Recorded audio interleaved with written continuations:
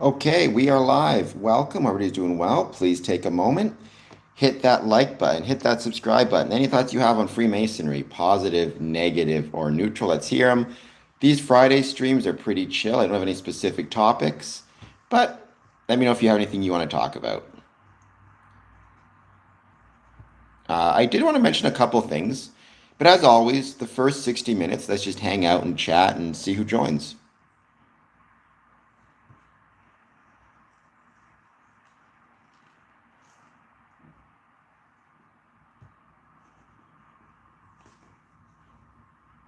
I had a excellent time last night at Leamington. Pleasure to visit. Happy birthday. Pleasure to visit Leamington as always. It was their past Grand Lodge Officers Night, so we got to hear stories from a lot of different Masons about their history, about being a Freemason, about their time as a Grand Lodge officer. So that was really, really fun. Grand Lodge officers basically are representatives of the Grand Lodge within a local district.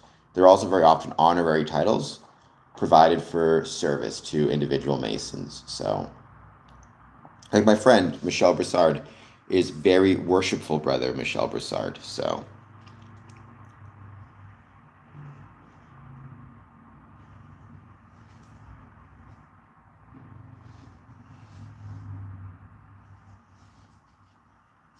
that's what this channel is about. Freemasonry is to promote the ways Freemasonry was and is relevant to the communities in which it's located, as well as turn my passion for Freemasonry into a profession. So, if you want to help me out, do me a favor. Hit like, hit subscribe, and consider a super chat. Just a $2 super chat will help out big time and would be very much appreciated. Also, consider joining my Patreon, would be very kind as well.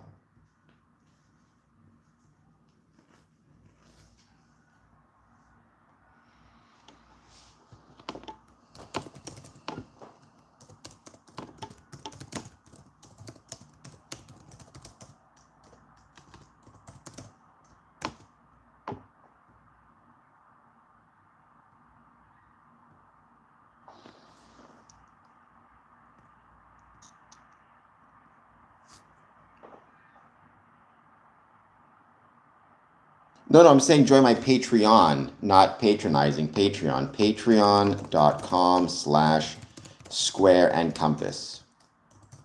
You can join for free, or you can either join for free or um, you can join at a different support level from $5 a month up to $5 a month up to $50 a month. You get cool things depending on the level you join. Um, it's a good way to support the channel and be much appreciated. Or again, you can just hit the like, hit the subscribe, and any thoughts you have on Freemasonry, let me know.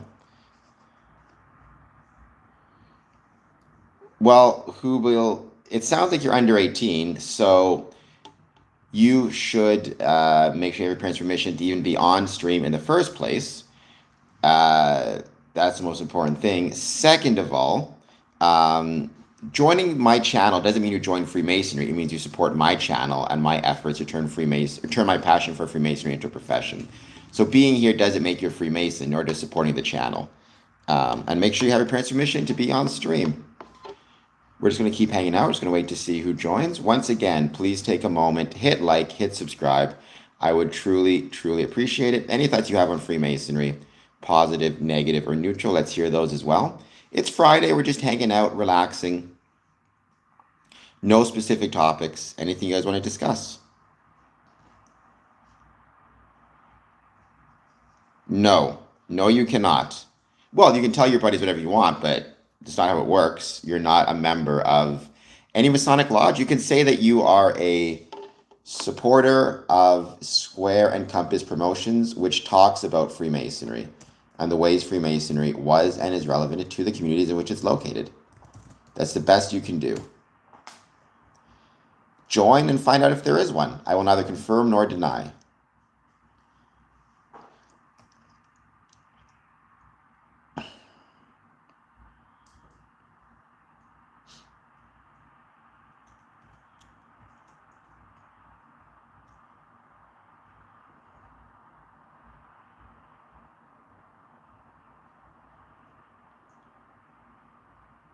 And in the meantime, we're just going to keep hanging out. We're going to wait to see who joins.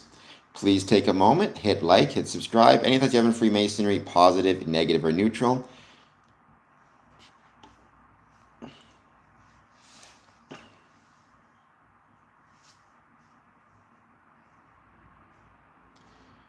I did not, but you're not a Freemason because you're part of this channel. That's not how it works. We're just going to keep hanging out, waiting to see who joins.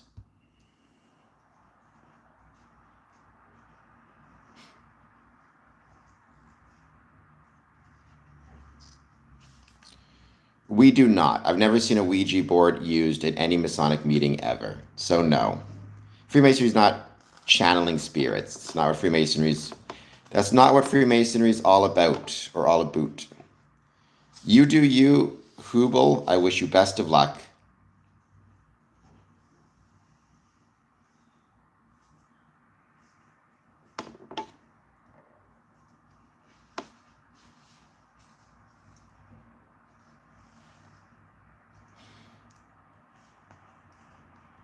Panda Phase, I have no idea. Luke Churchill, welcome. Thank you for being here.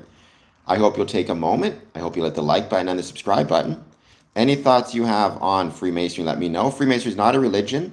However, we have many Freemasons who are Christian and would agree that Jesus is king.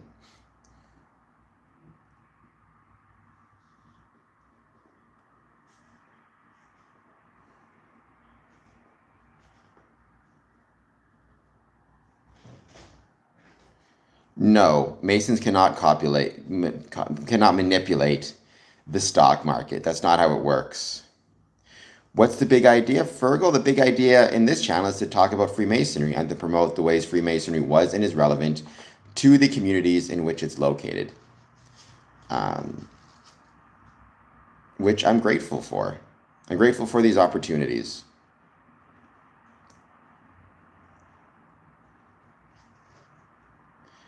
And Masons should not be trying to manipulate the stock market either. That's not our responsibility within Freemasonry. Our responsibility should be to obey the laws of the country in which we live and work.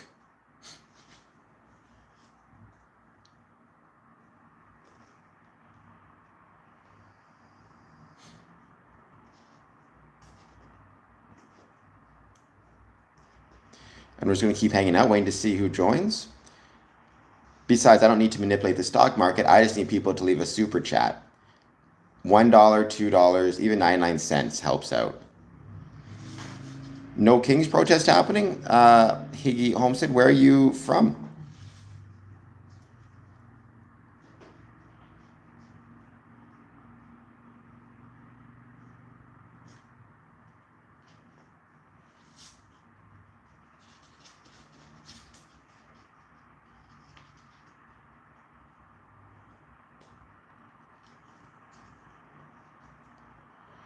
I mean, we don't. I don't know any Masons who are. Um, I don't know any Masons who are friends with the Hells Angels, nor should they be. Yes, I got a head like a coconut. Well, for sending a super chat, if you super chat $2 and up, you will hear your super chat comment text to speech, as long as there's nothing, obviously, swears or anything like that. That's what you'll get. If you want to get products or if you want to get special items, you need to join my Patreon. You go patreon.com/square and compass, all one word, patreon.com/square and compass. Depends. Depends on how you define a good investment. If you think this channel is worth keeping going, then we're going to need some super chats. So if you want to invest in the channel, that's great. If you don't, even your time being here is a type of investment in this thing called Square and Compass Promotions. So I'd be grateful.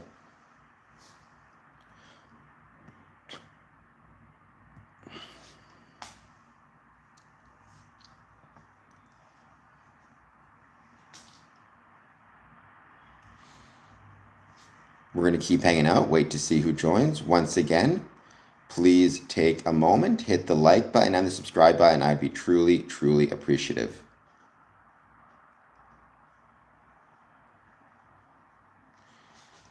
Well, you should give money to invest in the channel because you want to see it grow. No, we have to capture our own unicorns, and it's very time consuming. You have no idea how hard it is to have to capture a unicorn. I feel like you're saying that, and you don't realize how difficult it truly is. But believe me, it's really hard. There is an all-female branch of Freemasonry. It's called the Order of Women Freemasons.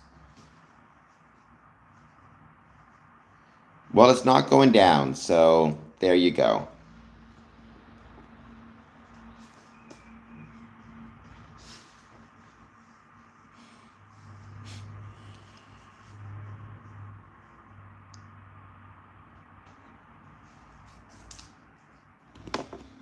All right, we got the trolls on the stream.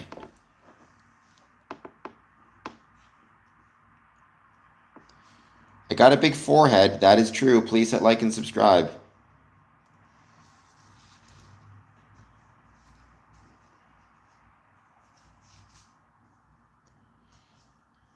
You're not, but we got a lot of trolls on here. You don't get a badge. It's not how it works.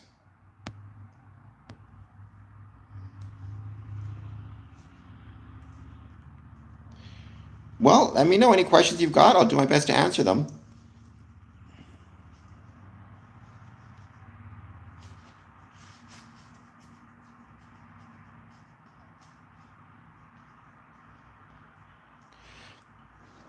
A Freemason is a member of a Masonic lodge or a member of a social club or social group. Think of it like a club membership in this thing called Freemasonry. Freemasonry is a club or group that has existed for over 300 years. I want to join, but the lodge is too far from my place. I mean, it sucks. I wish there was a lodge closer to you, but that is something that you do need to think about and keep in mind. And I think good for you for thinking about those things and keeping those things in mind. It is absolutely the case that, yeah, you can want to join Freemasonry all you want to, but you have to think about the practical aspects of it too. Like how close or how far is the lodge from your place? How close or how far is the lodge from your home? Like, is there public transit to get there? Gas prices are not getting cheaper. It's expensive to travel to and from Masonic meeting places now. So you need to think about those things. I don't work in Masonry. I mean, I do work. I don't get paid for it. I work very hard in Freemasonry, but this is my job, content creation. So please hit like, please hit subscribe, and consider a super chat. Cash, is it okay to miss meetings? So this is a debate amongst Freemasonry. I don't believe it's okay to miss several meetings in a row. I think every Mason should have to meet and attend at least 2 meetings per year. But that's my own opinion. Other people would argue you can miss any meeting you want. It depends on your lodge and the kind of rules at the lodge, as well as the rules in the jurisdiction. But I think if you're going to be a Mason, you should make a significant effort and you should attend at least 2 meetings per year. Unless you're having medical issues on active deployment, something like that. So Freemasonry, Davy, is not a religion. So some Freemasons believe Jesus is God. Some Freemasons are Muslims, some are Jewish, some are Hindu, some are Sikh. There is no particular religious belief associated with Freemasonry. It's called Freemasonry because it evolved from stone masonry and stone Masonic guilds. Initially, they were stonemasons, and then speculative or Freemasons like me started meeting in their lodge rooms and their buildings for the social aspect of it. Well, the meetings happen like at least once a month or twice a month, and can happen once a week depending on the lodge. But I think personally you should be required to attend at least 2 meetings per year at a minimum, is I think fair. But the number of lodge meetings, you can have as many as 10, 20, 30 per year. Some have as little as 5. It depends on the lodge and how they schedule things.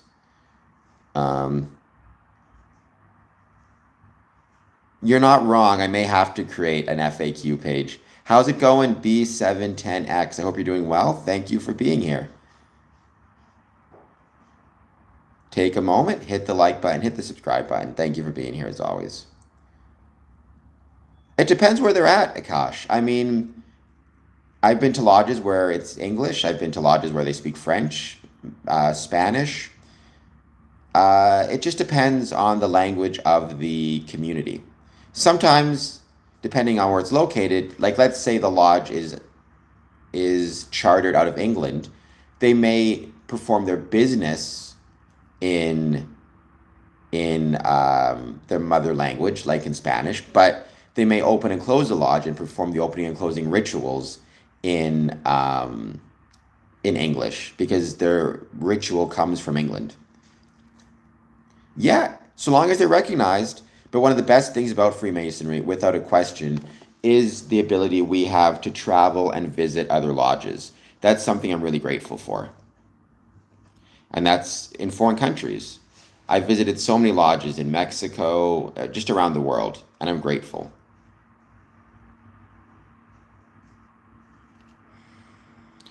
But yeah, I've actually talked about this several times on my channel, the ways that Masons travel, what it means to be a Mason and a traveler, and how we as Freemasons can travel safely, but with Masonic kind of understandings. Well, they don't give you an outfit. I mean, when you're initiating, passing, and raising, there's, I guess, there can be types of clothing, but what you wear is based on the dress code of the lodge. So in my lodge, it's suit and tie, but they don't. You have to have the suit and tie yourself. Some lodges may, if you need assistance, they may pay for your suit and tie if you ask them to, if they have benevolence. My first tuxedo was purchased by the Masonic Lodge.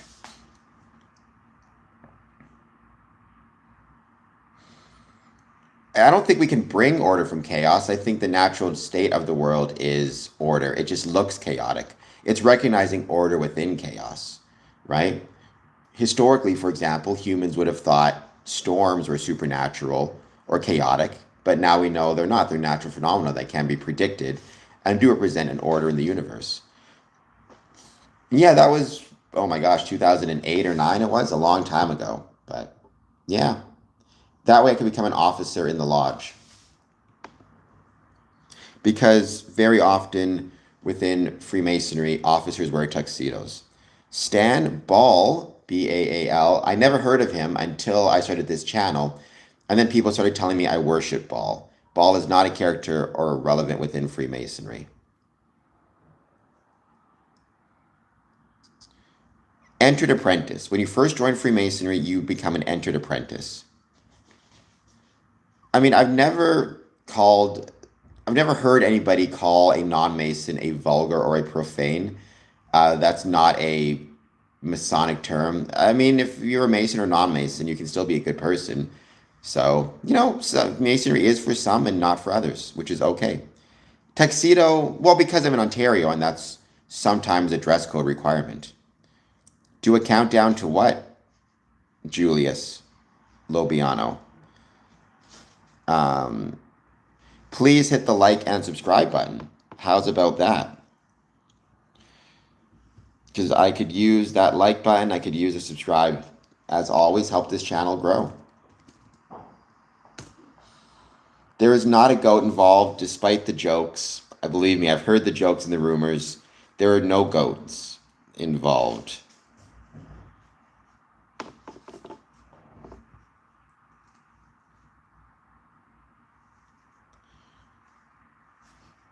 Sometimes you can organize trips as a group. It just depends, first of all, if everybody can, it just depends, first of all, if everybody can organize themselves and get there. People are very busy, so it's hard to organize an entire group. Um, but yeah, it's sometimes you go as a group, sometimes you go as individuals.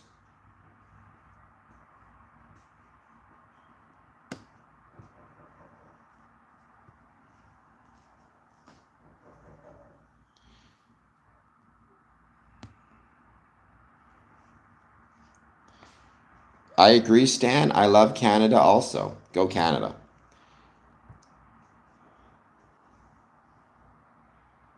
I'm going to be streaming this weekend. So find me streaming. I'm going to be talking about a few different things I got coming up that I'm looking forward to. It's going to be really fun. Bohemian Grove has nothing to do with Freemasonry, so very sorry to disappoint. I like to think most Canadians are nice people. Some of us, Canadians are at the end of the day human beings, though. Some of us are nice, some of us not so nice. It just depends.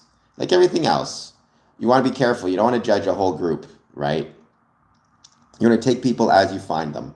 But I'd like to think us Freemasons are pretty nice people as a general rule. Well, I don't believe that, Reed. I believe you can love your country, but also love other countries. I don't believe you should necessarily put your country first. I think that's a very simplistic way to look at things. But I do think can have a love for your country. Well, you can do both. Mitchie, I'm going to call you Mitchie, Dangsta. You can both be a Freemason and follow Jesus. They're not, Freemasonry encourages you to be, I don't want to use the term loyal. I don't think that's the right term. Observant, respectful, dedicated. It encourages you to put your religious beliefs, first in your life or your family or your work. I know many Christian Freemasons.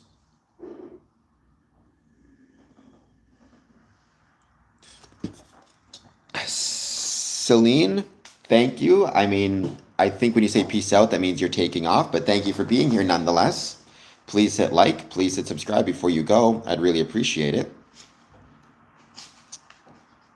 Well, YMCA is a community organization, right? Like, there are similarities to it, um, in that they're both clubs, but to my knowledge, the YMCA is not membership based. Just anybody can go in and use the facilities. Freemasonry, the facilities are usually owned by the Masons themselves. They're very often public buildings and open to the public, but they're not exclusively for the public, right? They're Masonic first and foremost. I don't know what you've seen, but you're not seeing the right stuff. I mean, Freemasonry does not require anyone to be against one's, religious beliefs, Christianity or otherwise. The YMCA does have their own banging soundtrack. That is something we in Freemasonry need for the sake of it. They are going to charge you funds. It's called dues. But if the first thing you're asked is, that you want to join Freemasonry is to pay, then you're probably joining a scam. Well before money comes into it, you should be being asked questions about, for example, they should get to know you. You should get to know them. That's the most important thing, first and foremost. There's a vote, and after that, they talk to you about dues. Usually, dues are anywhere between $25 a year and $500 a year. And your first time initiation fee can be similar as well. But, it's not necessary. Again, the first question that should be asked of you is not, do you have the money to pay or give us money? There needs to be an application process first and foremost. I'm not a 33rd degree, and I don't want to be. I'm happy where I'm at. I'm happy to be 18th degree Scottish Rite. Honestly, if we had a banging soundtrack, we'd be a lot better off. We do not get priority on cheap property deals. It'd be fun if we did, I suppose, but we do not.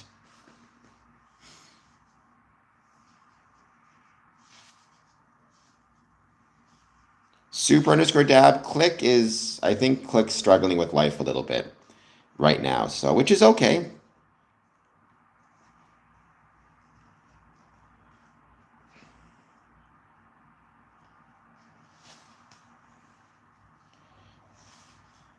You have too many people. I'd rather have too many people than too few. I'm trying to turn this into a profession. It's hard to do that if you got nobody on the stream, in fairness. Adrian, Freemasonry is not demonic. There is nothing to beware. But please hit like and subscribe.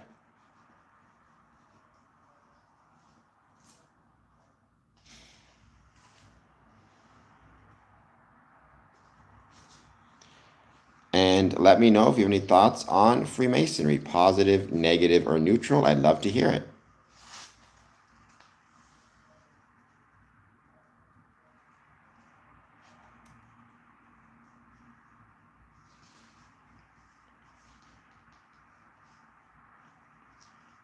You're not wrong. I don't want to start a cult, and Freemasonry is not a cult. I mean, unfortunately, I think you're right. Unfortunately, a lot of a lot of young people are not interested in joining Freemasonry because we simply don't have the relevance we used to. And that's the really unfortunate thing and unfortunate part that we're dealing with right now is the lack of relevance within Freemasonry to the public and to young people. So we're called Freemasons for two reasons. First, the idea of freedom of movement. A Freemason is someone who's able to travel and free to move. It dates back to when we were stonemasons. Once you achieved a certain level of ability and talent and you were judged to be worthy, you were then free to travel and apply your trade in different settings around the world, from England to Scotland to Africa to the Middle East to Europe to France. You could travel around and know that you could work on any job site. Or it meant a certain type of stone called a freestone, which again was a type of stone that was used by specialized, highly skilled masons. So when we started calling ourselves Freemasons, it was the same basic idea. We were kind of calling ourselves skilled, not so much skilled in the art of literally building things out of stone, but figuratively building things out of stone. Yes, our group originated from stoneworkers. That is correct. So your grandfather's a Freemason, so was mine. In fact, both my grandfathers and my dad. I've seen all the rituals, well, not all the rituals. I've seen many, many rituals, noticing all of them, because Freemasonry is decentralized. But there is no demonic rituals based on Babylon. There's no demonic rituals, period.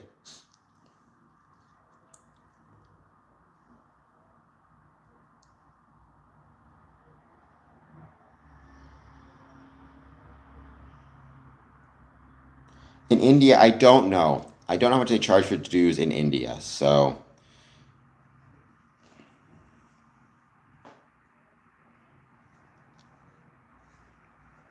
whether it's gay or straight, I wouldn't pretend. I just would be what I would be.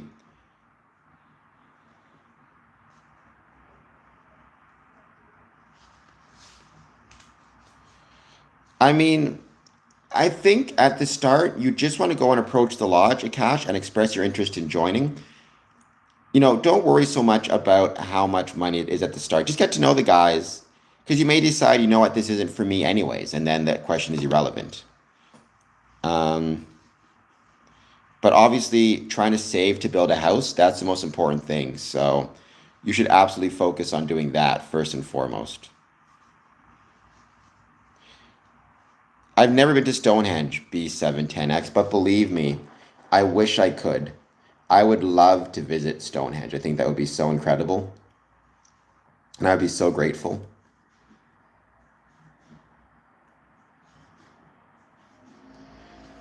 Stonehenge is an example of ancient stonemasonry, so it's a really important thing. I got swagger. That is right. I have swagger for sure. Thank you so much for that. Hello, Courtney. How's it going? How did your... Oh, it's today, right? Your proficiency.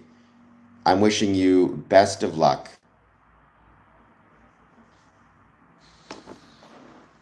I have no legs, so it's very short. Drip, pull. Hello, Stephen McCrae. That's very cool. You're a doctor? That's awesome. You're saving people. You should be proud. I have no legs. I was born missing my legs. Um,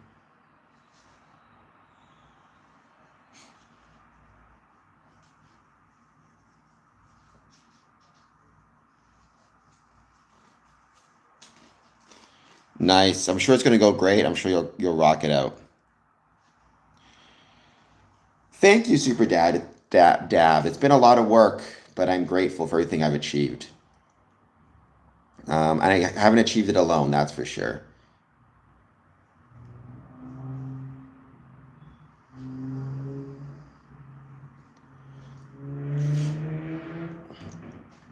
Yeah, my dad's a Freemason, as are both of my grandfathers, and probably great grandfathers fathers as well. So I've got many Freemasons in my family, and I'm grateful for that. That's what we talk about, Rusty Nails, Freemasonry. No specific topics for this channel. We just hang out, chat about whatever.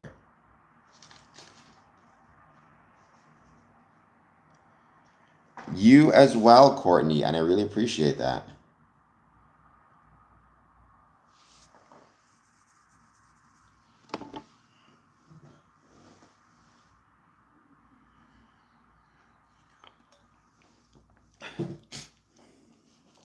And to everybody else watching this, any plans, any thoughts on Freemasonry, positive, negative, or neutral, please let me know. There are women in Freemasonry. There's the Order of Women Freemasons, there's Eastern Star, and there's Rainbow. So there are several different bodies and groups for women within Freemasonry, which is really, really cool. People don't realize it. I think one of the biggest mistakes we made in Freemasonry is we didn't spend enough time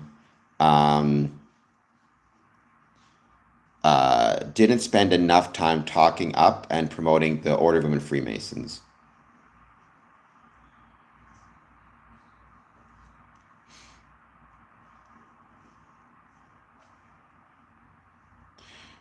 I mean, when you say not allowed, Eastern Star is about as traditional a group as you can get. So,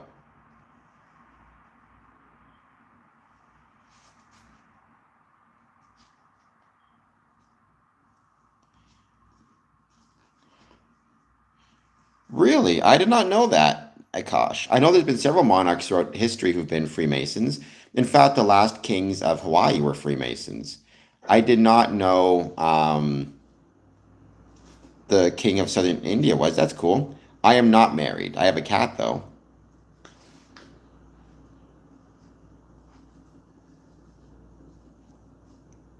Kingdom of Travancore. I'll check that out.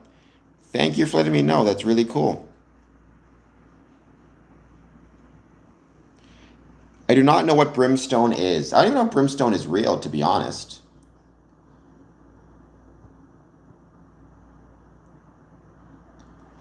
That's right. I have a cat. My cat's name is Bandit. That's good enough.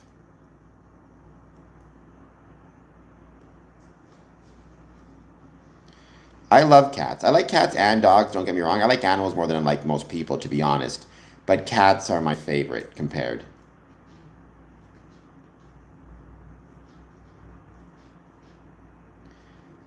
Cats are loyal in their way.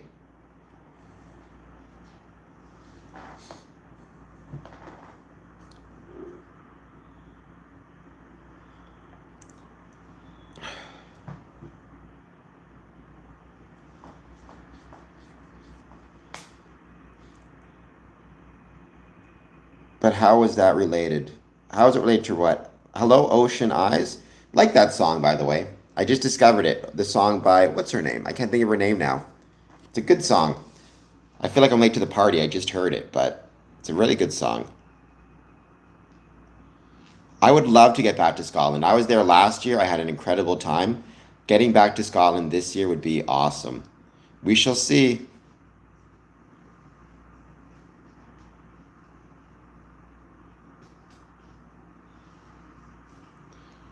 What's popping indeed? I mean, honestly, the way to do that is if you want to do some overlays or screen transitions, you can do some of those through the GIFs. A couple of streams ago, everybody was leaving me GIFs on the stream. It was really, really cool. And by the way, I got an interview coming up this weekend, I do believe. So it's going to be really fun.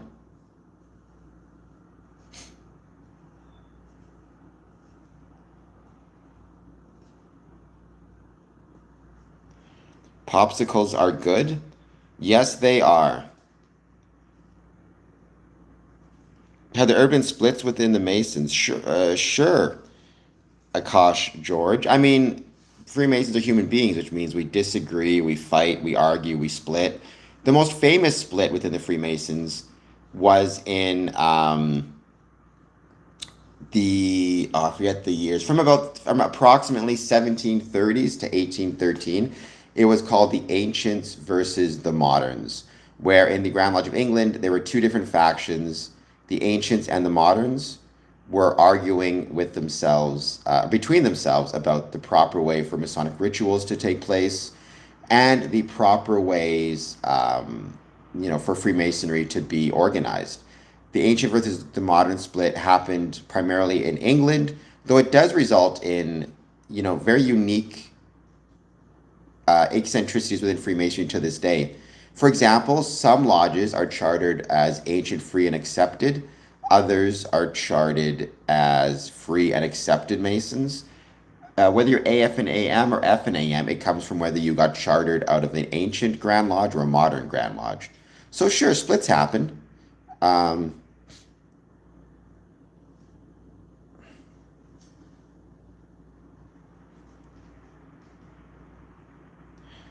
Super Dub. I have a whole three-screen stream set up with the lights and a Steam Deck with custom screen white transitions, sound effects, etc. It's not hard to do. That is all. Those are all valid points, Super Dab. I mean, I am not an expert on any of this stuff by any means. I know how to talk on a microphone or talk in a camera. I have no idea how any of this stuff works well, though. So that's cool. Right now, my goal is to just get as many people as I can watching. We ain't controlling the world, Hungry Hippo. We're trying to just focus on being better versions of ourselves. Um, Not trying to control anybody else. Hello, Raviv.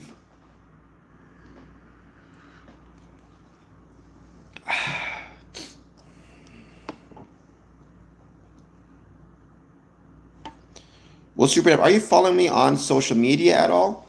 Or what you can do is shoot me off an email or go to squareandcompass.ca. If you go to squareandcompass.ca, you'll be able to find all the information you want to find about me. And my email address or contact page. Send me an email and we'll talk. I'd love to get your ideas. Keep in mind, I don't have any money to pay anybody right now unless people start super chatting me, but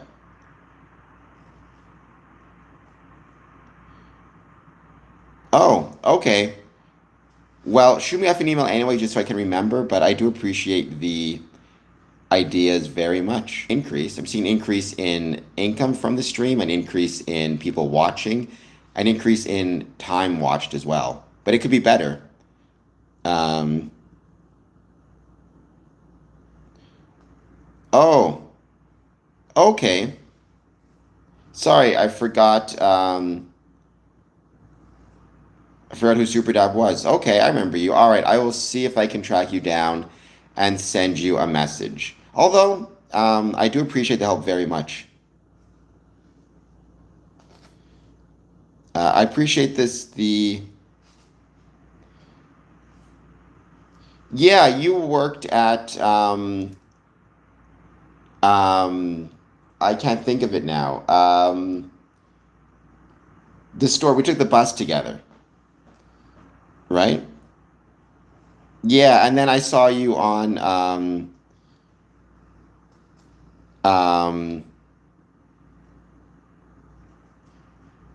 I saw you on the street. Okay, I remember you. Yeah, well, swing by the Masonic Temple if you get the chance.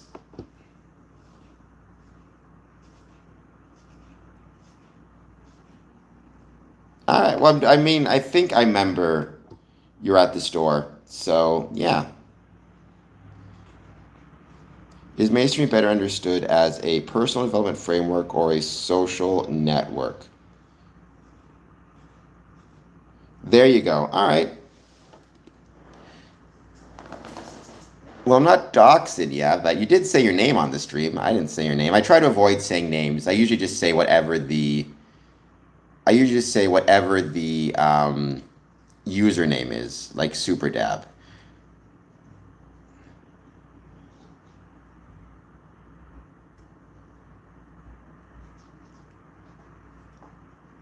Well, we have and this is to anybody on the stream, not just to you, but we do have the coffee club there, right? So I'm always encouraging people to check out the coffee club if you can. It's at the Windsor Masonic Temple. It goes Mondays, Wednesdays, Fridays, 8:30 a.m. to 10:30 a.m.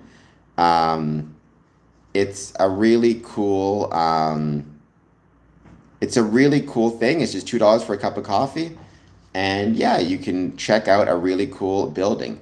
So I always try to encourage people to check it out because it's really fun. You can head in through the back doors usually. Mondays, Wednesdays, Fridays, 8:30 to 10:30. It's mostly Masons there. Um, right? It's mostly Freemasons there. But sometimes there'll be friends or who'll show up or family members or visitors from wherever. Sometimes they'll have people that are getting ready for shows and productions. So it's really, really cool. I really like the coffee clubs. I think more Masonic buildings need to, um, I think the reason, or I think the reason that you might see some lodges being more successful than others is the extent to which those lodges and those buildings focus on focus on things like coffee clubs and special events and things for the public to be active in and involved in and increase their relevance to the public. Right? One of the biggest mistakes we make within Freemasonry is, I think, trying to be too insular. So I like to encourage people to check out the coffee clubs. They're really, really cool. Well, there's no contracts. There's an application form that you fill out. So you do your application form and you go from there. But the start of the process is just getting to know the guys and they get to know you. Um, I can't drink coffee. I'm high acidic. Well, in that case, I guess don't come to coffee club. Although, I mean, I do know a couple guys who come to coffee club or drink tea. But I think I encouraged you. I encourage anybody, if you get the chance and you can check out the Windsor Masonic Temple Coffee Club. And if you're not in Windsor, find your local Masonic lodge. They may have something similar, right? I've seen, for example, several Masonic buildings hold coffee clubs, things like that. Whether your grandfather was or was not a Freemason wouldn't make a difference in terms of, being a Freemason, being accepted, right? That's not what Freemasonry is about. You're not born into it. That's not the point of Freemasonry. You have to be able and willing to join. Um, Having said that, having a criminal history, that may, it depends on the nature of the crime. It depends on how long ago it was, what you've done in your life to try to make changes and improve your life. Um, what I always say is don't do the work for the lodge.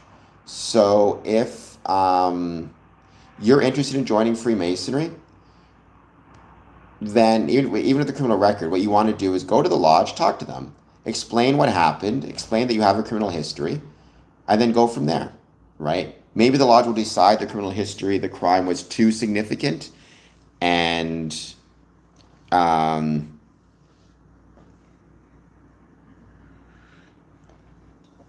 because the crime was too significant, they're not comfortable. Maybe they'll decide, you made changes in your life and improved your life. It's not about the family members you've had in Freemasonry. It's about who you are as a person. But if you made changes in your life or tried to make changes in your life, then you should absolutely be willing to approach a Masonic lodge, talk to them about joining, be honest, explain your criminal history, and go from there.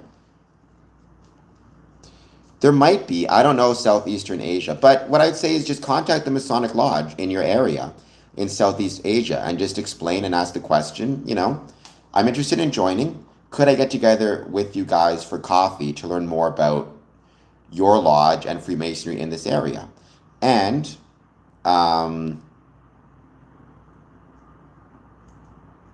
you kind of go from there.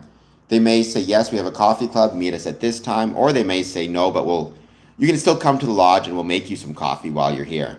So,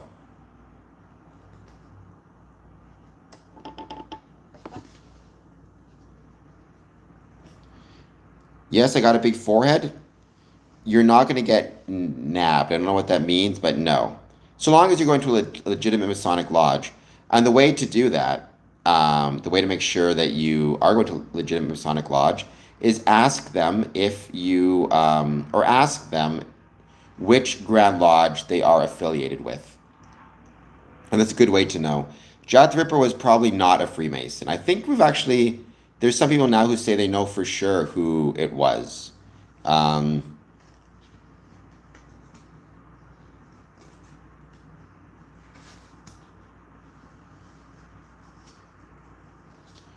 Over 10 years ago, but I served time for a few. Okay, I mean, what I would say again, go to the lodge, talk to them, explain the circumstances around your criminal record, explain how you've been working on your own mind, explain why you want to join Freemasonry, explain that you love history, and go from there. And like I said, they may welcome you into the lodge, they may not. But you can still make the first step and approach them. And again, it sounds like it was a long time ago. It sounds like you've made some changes in your life. It sounds like you're trying to do better and you're trying to be better. So keep up the good work. Um, no, George. Why are you George twice? George squared. Freemasonry is not satanic.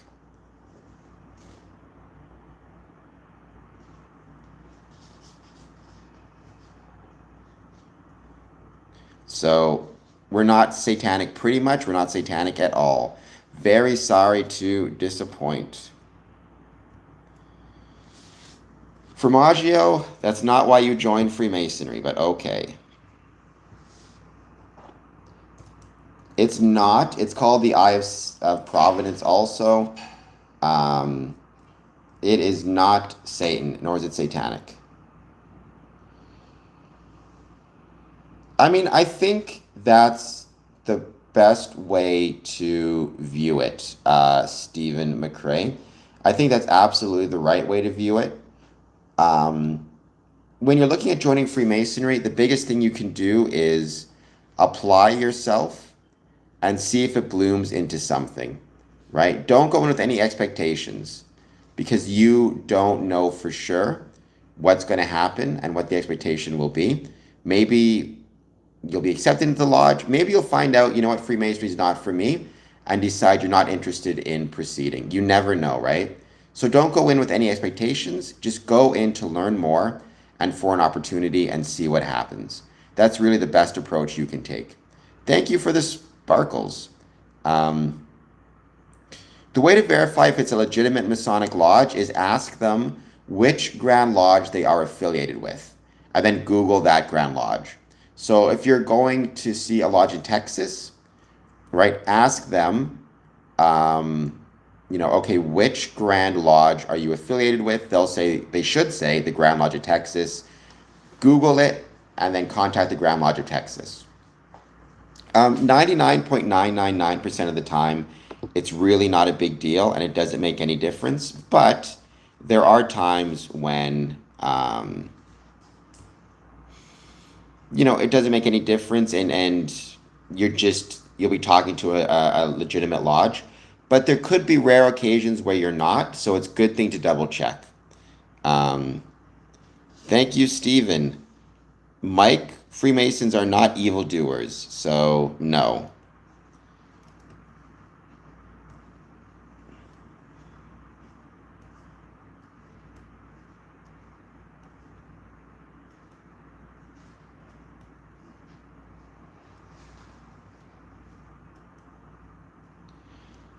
Once again, we are not evildoers at the lodge.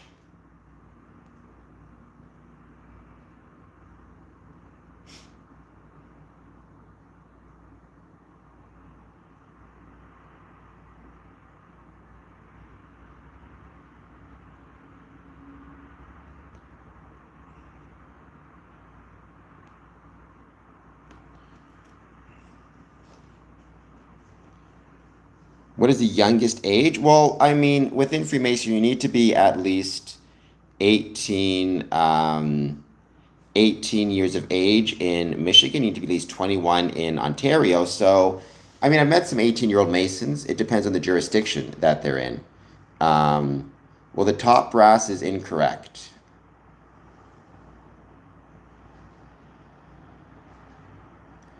Um, Satan, the devil, is at the lodge. I've never seen Satan, the devil, at the lodge. I've never seen anything satanic at the lodge. So no, you're incorrect. So rainbow, it's not referencing LGBTQ. Rainbow is referencing the International Order of Rainbow for Girls. It's a Masonic youth group for young women, if I recall correctly, ages 11 to 21, that are um,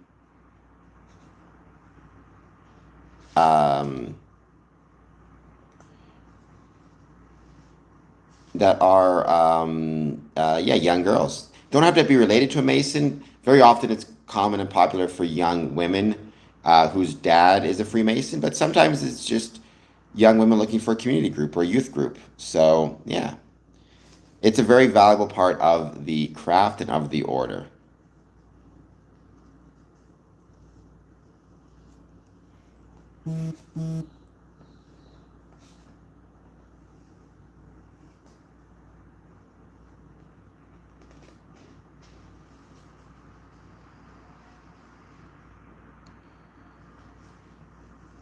Why does some Mason wear apron at certain occasions?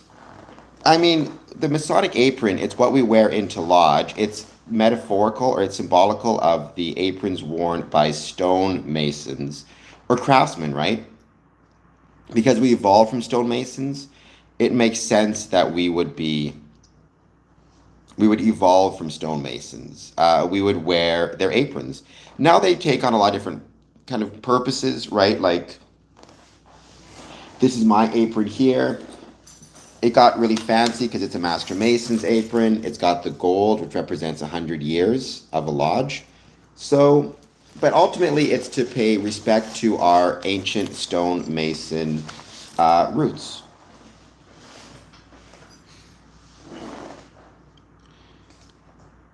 I'm starting a cult. I don't want to be a messiah, for the record. I don't want to be a messiah at all. Um,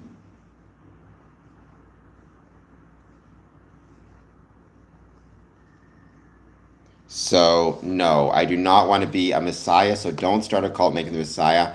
Honestly, that sounds to me to be exhausting. Like, I cannot imagine how much work it would take to be the messiah. I feel like it would be very tiring very quickly. Well, Jesus, it's interesting. So, my answer to that was always Jesus could not have been a Freemason because Freemasonry didn't start until 16, whatever it was, 16 something, 34 or 1717, so about 1,700 years after Jesus. Um, and I used to always say Jesus couldn't have been a stonemason either. He was a carpenter. But then I recently realized that the term used to describe Jesus' occupation was actually that he was a builder. And that meant he wasn't exclusively a carpenter, but he would build things with wood, with stone, with anything else. So, um, yeah.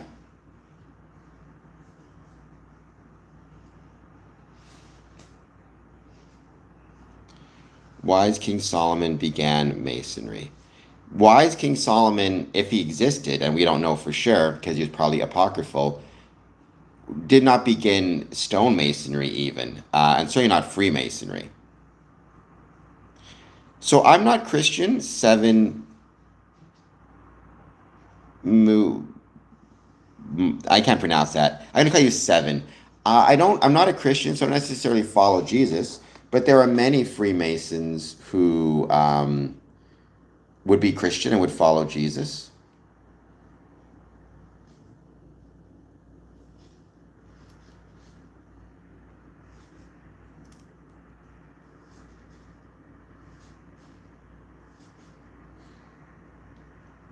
I mean, again, Freemasonry is not a religion.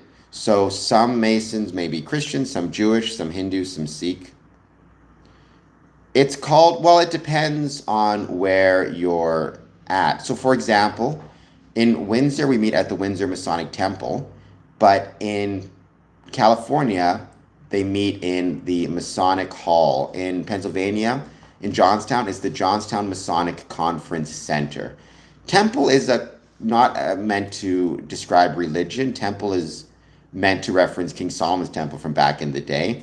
It's meant to be a place of importance, not a place of religion. And in fact, most Masonic buildings in 2026 um, are no longer called temples. They're called halls, conference centers, buildings.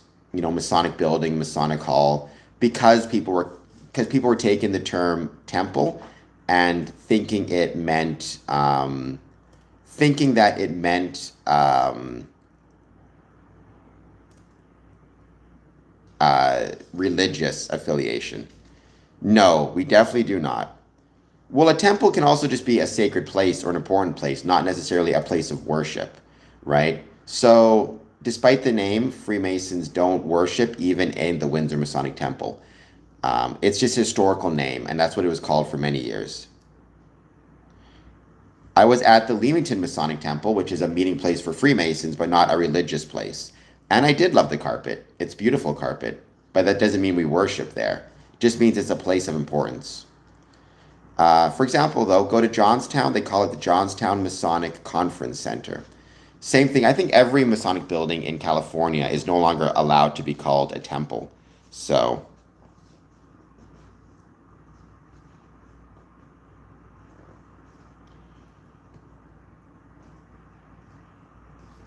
well, I don't believe King Solomon existed literally, but I also don't believe Captain Ahab existed literally.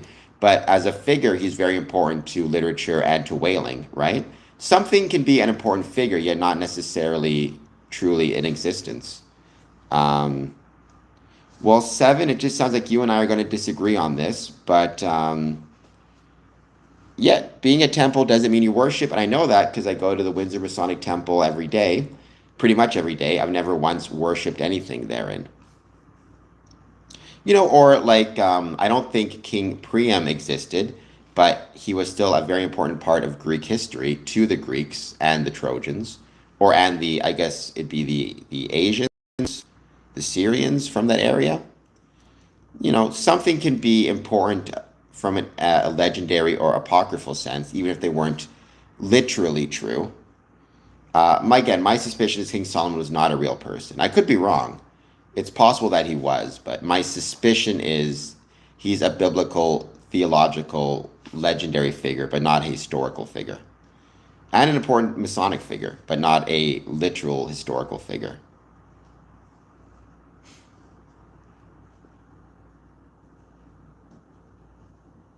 That is my assumption, anyways.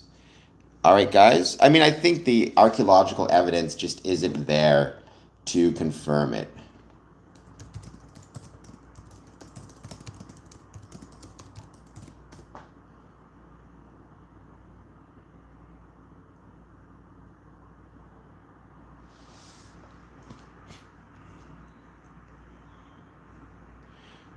So, according to AI, most scholars agree that King Solomon was a historical figure, a 10th century ruler of a small Judahite kingdom, but the biblical narrative of a vast, opulent empire is largely unsupported by archaeology. While considered a historical leader, the specific accounts of his legendary wealth and wisdom are often viewed as theological, folkloric, or highly exaggerated, with no direct contemporary evidence like inscription or monuments found, while some, such as scholars Finkelstein or Silberman, suggest his reign was much smaller dark age. Many accept the existence of a ruler of that name, but evidence remains elusive. Digs in Jerusalem have not confirmed a massive empire in the 10th century BC, while some scholars associate 10th century architecture in cities like Hazor, Megiddo, and Gezer with his reign. Others debate this attribution. Primary source limitations.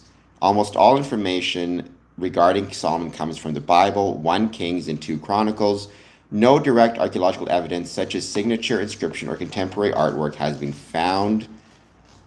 So I'm questioning as to whether King Solomon actually existed, but maybe he did. All right, we're going to keep hanging out, wait to see who joins. Please take a moment, hit the like and subscribe button. I would say the better way to put it is Freemasons don't view him as a crucial part of Freemasonry. They view his legends or his legend as an important part of Freemasonry. I mean, I guess the phrase immensely involved is the question. You should be involved, I think. I think if you're to join something, you should always try to be involved.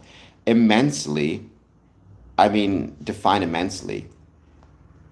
You should be involved. You should be listening. You should be paying attention. You should be focusing on doing the work, and you should go from there, right? You should be as involved as you can be. I don't know if I'd say immensely necessarily.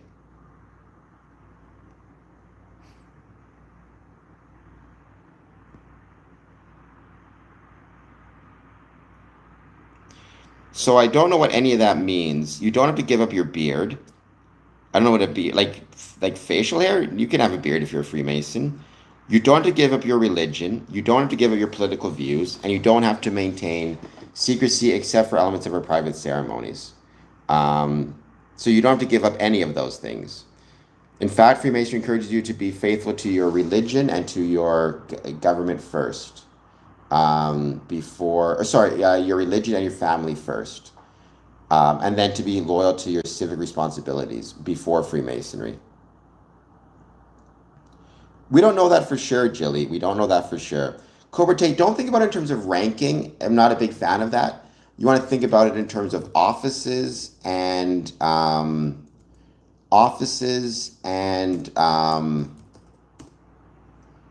I'm trying to think of what the term is. Offices and degrees. I'm a third degree Master Mason. I'm a worshipful master of a lodge. That's my kind of office. Worshipful master, Border Cities Lodge 554.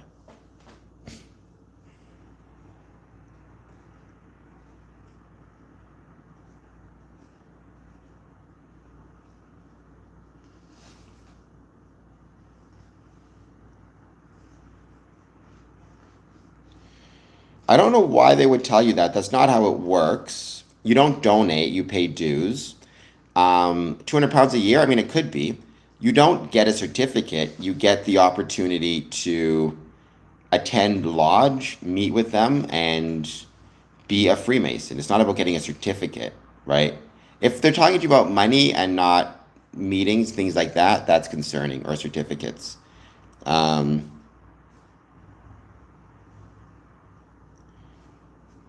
Well, I mean, I could have been deceived. It's always possible. What I would say is I've been a Freemason so long. If they are deceiving me, they must be doing a really good job of it.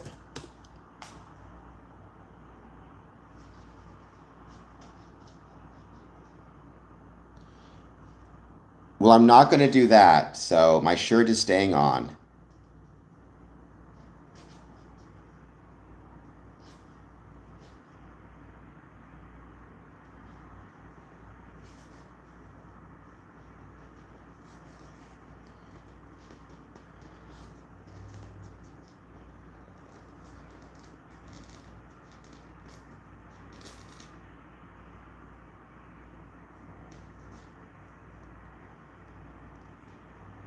Well, I mean, look, there are honorary members who don't pay dues, but that's very rare. You usually don't get to be a member without paying dues of some sort, at least at the start. Now, you may get to a point where you've been a Mason for so long, you've worked for so long within Freemasonry, it's very possible that, or like volunteered or whatever it is, they may forgive your dues and say you don't have to pay. Some lodges have that as a requirement, or not a requirement, but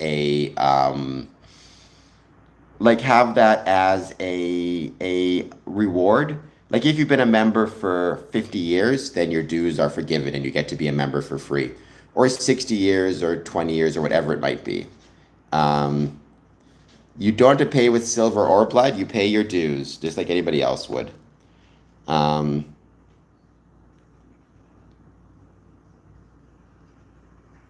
there was a Masonic lodge opposite of the school. I suppose it's possible. I've never heard of any Masonic lodges like located close to schools, but it just depends on the city, right? It depends on the city, and it depends on um, zoning requirements and all the rest of it, where they put public use buildings. So, would it be impossible? It's just usually I find Masonic buildings are located in downtown areas because they're the most central, easiest to get to. Usually, you can, usually within that context, because they are um, in a central downtown area, it's easy to get to them through public transit. There's usually some parking floating around in downtown areas, though less and less nowadays. I find that's one of the issues a lot of Masonic buildings are facing, a lack of parking in their temples and in their areas, which means if there's a lack of parking, people are less inclined to go because they don't want to either pay for parking or if you're older, have to park, several blocks away from the lodge and walk there. If you're older, you have bad knees, you're mobility impaired, you're in a wheelchair, that can be a real challenge. Or the other major challenge is, if you're disabled, does your lodge have sufficient handicap parking? Um,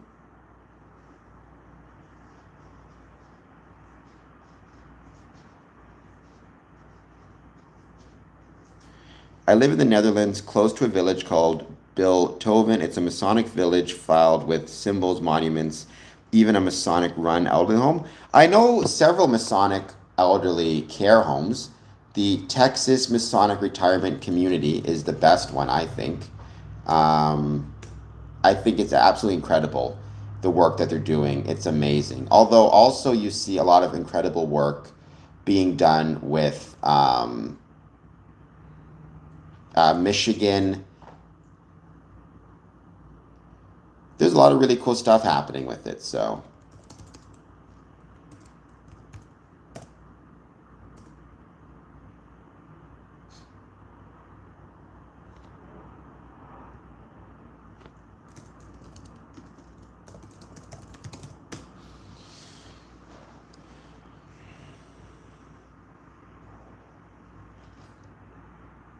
few monuments have written a book in Dutch, Know Yourself. You wrote that book? Sorry, Know Yourself?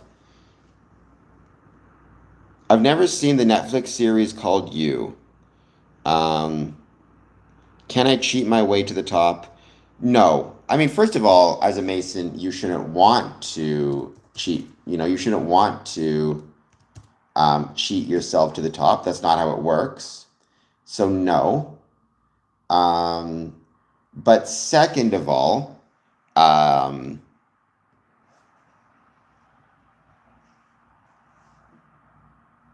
even if I'm trying to think of what the word is, even if you wanted to get to the top, there's easier ways to do it than cheating. Just work hard, dedicate yourself, try your best, and over time you'll get there eventually.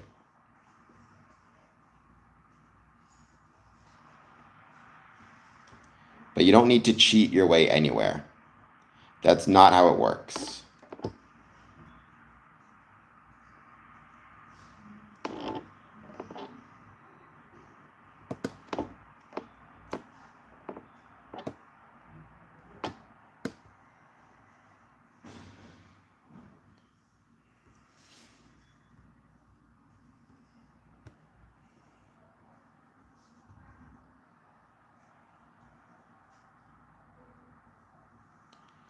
Hello, Shadow Status. Thank you for being here. I hope you're doing well.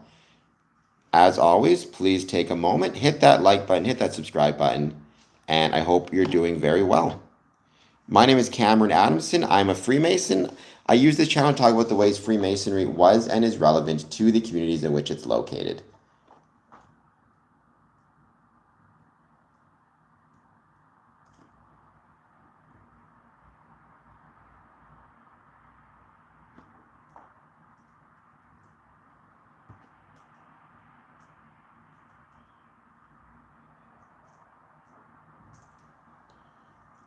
I mean, I would say I support the people of, like, I support Israel as a idea, as a country. I have a lot of concerns with the government at the moment, that's for sure, but I wouldn't say that about the people,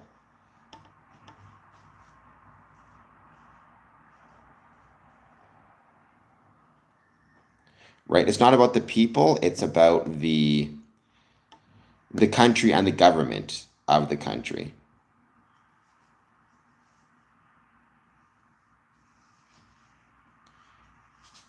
I am not from Israel. I'm from Canada. Born in Winnipeg, currently live in Windsor, Ontario.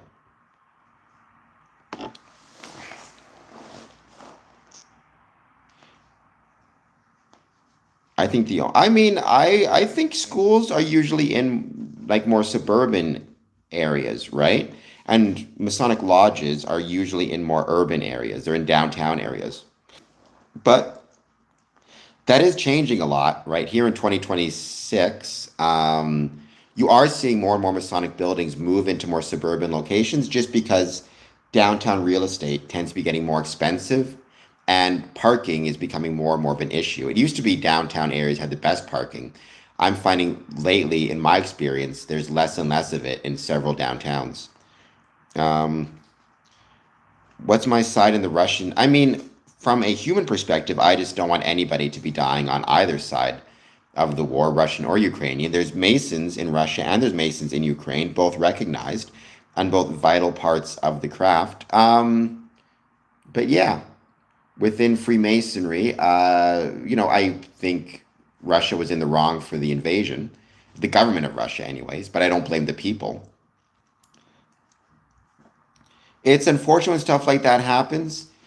But what are you going to do? Again, I always say maintaining the bonds of brotherhood requires maintaining the privacy of our rituals. So, how do I think it will end? The Russia Ukraine conflict? I have no idea. My assumption is, unfortunately, Russia is going to end up getting some parts of Ukrainian land that they did not have before the war started, which I think is unfortunate, but I don't know what else could happen necessarily.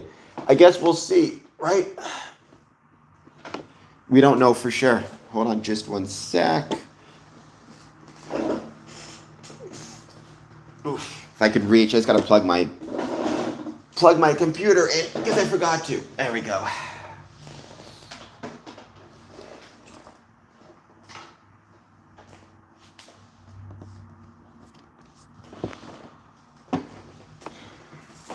No, I do not think we should have sports betting for wars. I think that really scares me. This Palantir stuff, like poly markets. Like I think that stuff is really dangerous. So I wish we didn't have it. Abby, I'm not going to write your number down. I'd rather you not give a phone number here, but you can contact me squareandcompass.ca slash squareandcompass.ca. Let me just see if I can find. I agree. I think polymarket is really scary, and I think that from a Masonic perspective, one thing that concerns me is Freemasons getting involved in this polymarket gambling and how dangerous that is, and how dangerous that is going to be. Hold on just one second.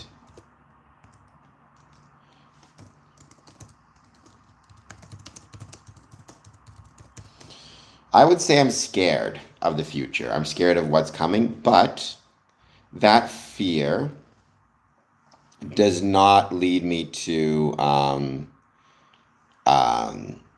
that fear is not leading me to want to quit. Like, whether you're scared of the future or not, you have to remember that the future is coming. So we might as well do our best to make it better, even if we're going to fail. But better to try and fail than just accept the fact the future is going to be scary and not good. I think Freemasonry teaches us to keep fighting, even if we might lose, even if we are almost certainly going to lose.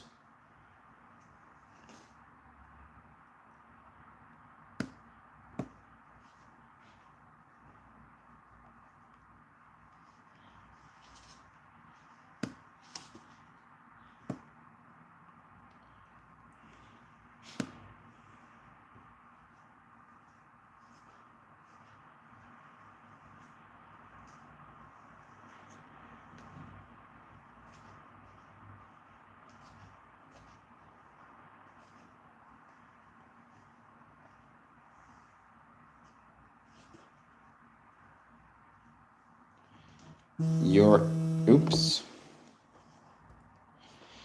Yes, I am in a chair. I am in a wheelchair. I feel like Captain Blackbird, I don't disagree with you.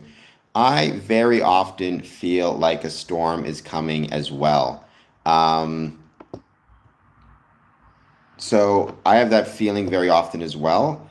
It's very scary what we're seeing, what we're dealing with, but I think we have to be really careful that we don't allow ourselves to lose hope, even though it feels very scary at the moment. Um, because ultimately, um,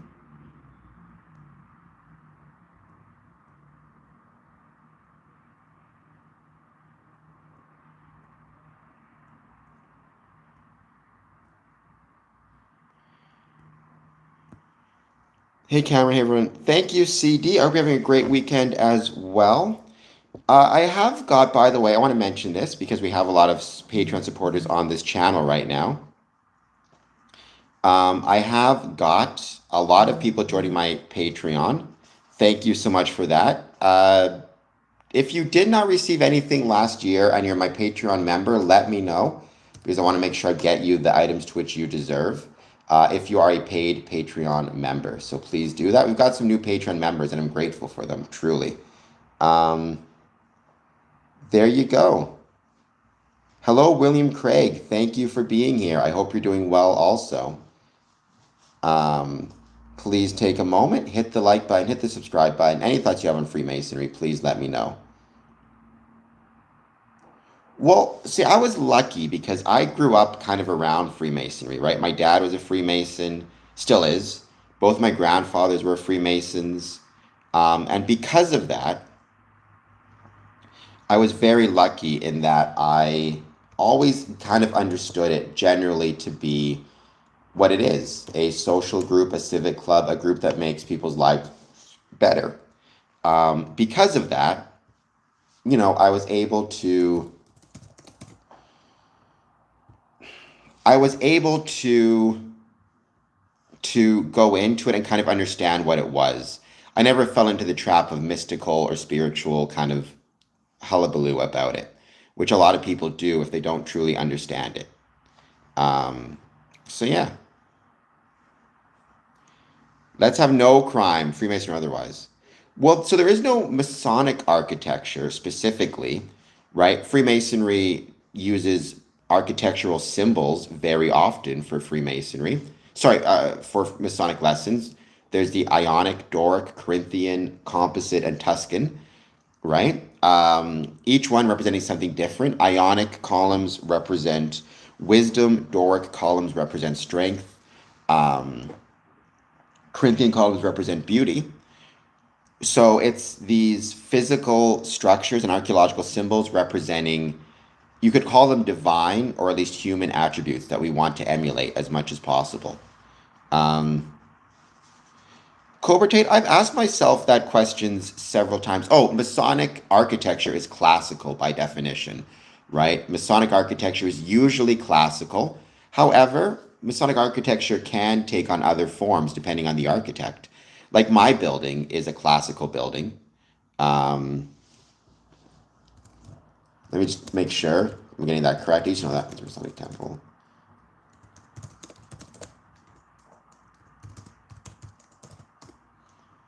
Um, Neoclassical, sorry.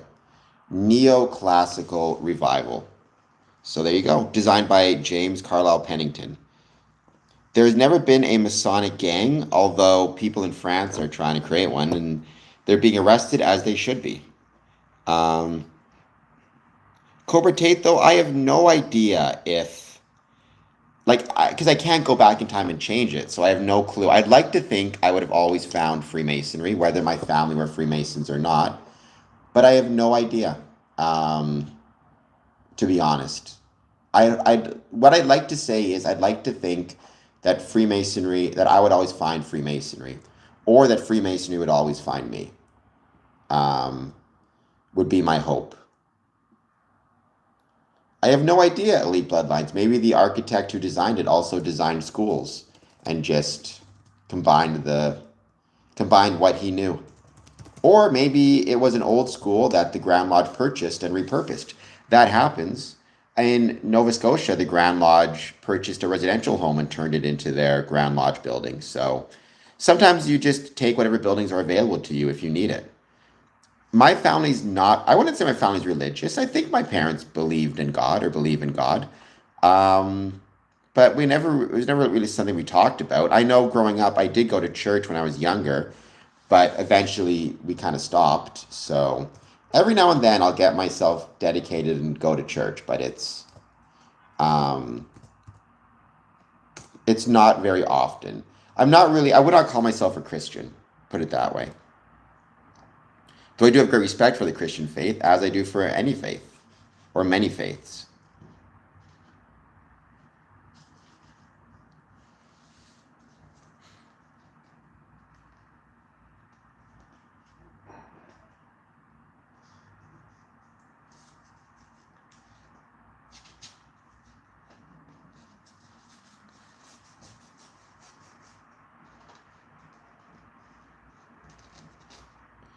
What religion resonates with you the most? That's an interesting question.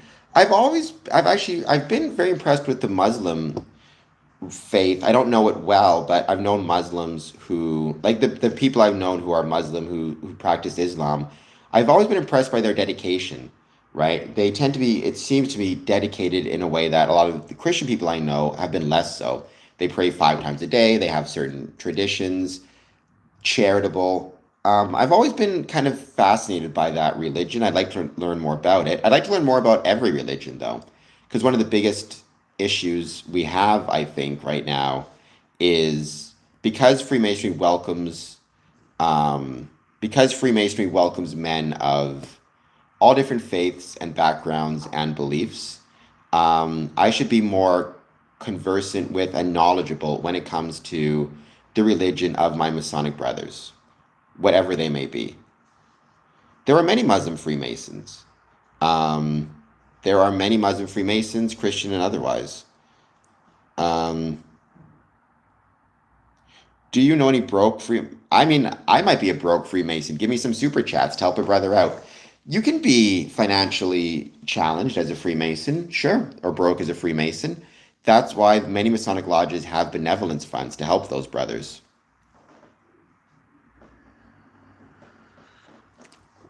Actually, one of my really good friends, I say that I don't spend much time with him anymore, which is unfortunate because I really liked him. But even just over time, we grew apart. He has his family.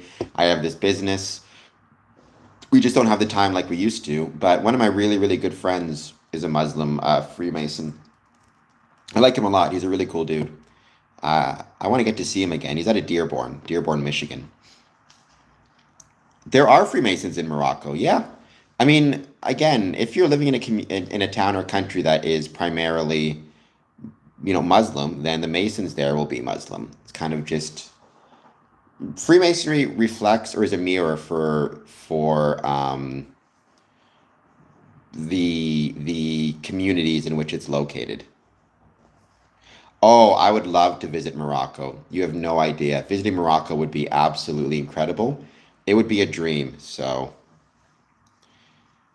I mean, not to the extent that you're declining opportunities for better, candidates, right? So if you own a business and you're a Freemason and you have two resumes on your desk to hire somebody, one's from a Freemason, one is from not a Freemason, you shouldn't make your decision based on who is or isn't a Freemason. In fact, in that circumstances, what I would do is I would give the resumes to somebody else and let them make the hiring decision because I wouldn't want to be accused of bias. The exception is if you start a job specifically for Freemasons and you say this company will hire Freemasons because, I don't know, we're trying to turn the lodge into a business or who knows what it is, right? Like you can look at doing that, but that really has never been done before. I don't even know what it would look like precisely. Um, right? We're not giving opportunities at the detriment of society as a whole. That's for sure. Morocco, I understand Morocco is a majority Muslim country. I understand the leadership is Muslim of faith, but it at least practices governance in an ostensibly secular way, I believe. Um, a mixture, okay. Most places are somewhat of a mixture. I mean, I believe in separation of church and state. I think separation of church and state is vitally important. But that's not to say that people will not bring their religious beliefs into their governing practices. That's just human nature. Well, I don't think Elon Musk is a Freemason. I don't think he likes Freemasons. So I don't think we're doing that.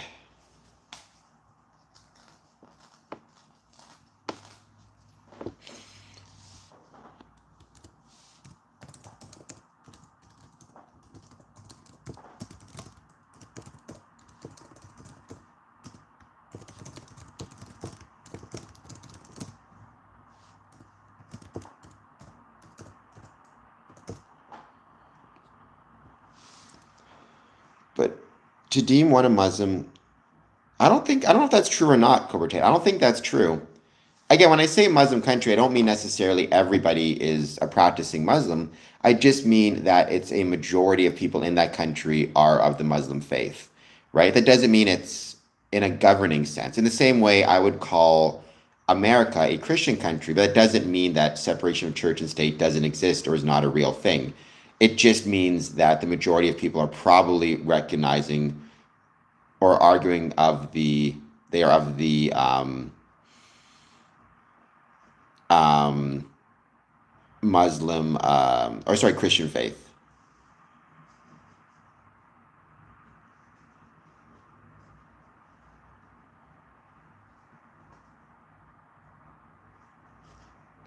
Spared me a whole lot of typing. There we go, Captain Blackbird. If you want to thank me for sparing you a whole bunch of typing, then please consider a super chat. Just 99 cents. Helps out the channel big time.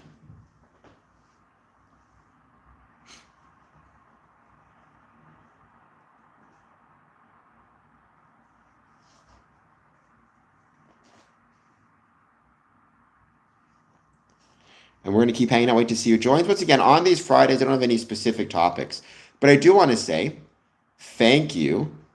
Um, Thank you, Captain Blackbird. Congratulations to the Windsor Spitfires for winning the second round of the OHL playoffs. I think that's really cool. I love to see it because the Spitfires in Windsor have been excellent to the Windsor Masonic Temple. And to my Masonic lodges. So we should be celebrating that. Freemasonry is not dumb, nor is it a religion. So you're 0 for 2. Cobra Tate. I mean, I'm sure the conspiracy theorists are. Hopefully, I'm disabusing them of some of their opinions. Um, Thank you, Captain Blackbird. If you guys do super chats that are $2 or more, you get to hear your super chat read out text to speech. So that's really cool.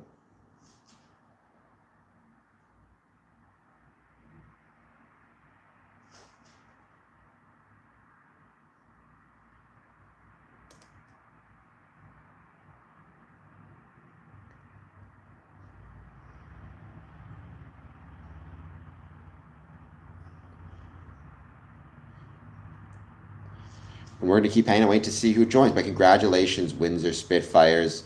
Second round passed. We as Freemasons, I've said this a million times, I'll say it again. We need to make sure that we are supporting and promoting our local communities. That includes the sports teams in the communities, the Windsor Spitfires, whatever else it might be. We need to support all of those things. Um, I try. I'm not always tolerant. Believe me, I'm not always tolerant and kind, but I try when I can. Um, I don't always succeed, but I try. I know I've got a big nose, which is currently sweating a little bit. I've grown to accept it. What can I say? I've got a big, ugly nose.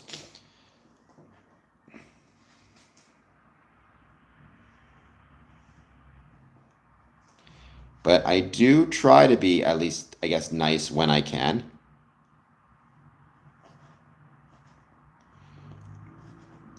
Well, yeah, I mean, I will accept. But you did change it. In fairness, if you had just left it on, sooner or later, I would have probably put you in timeout. So there you go, right?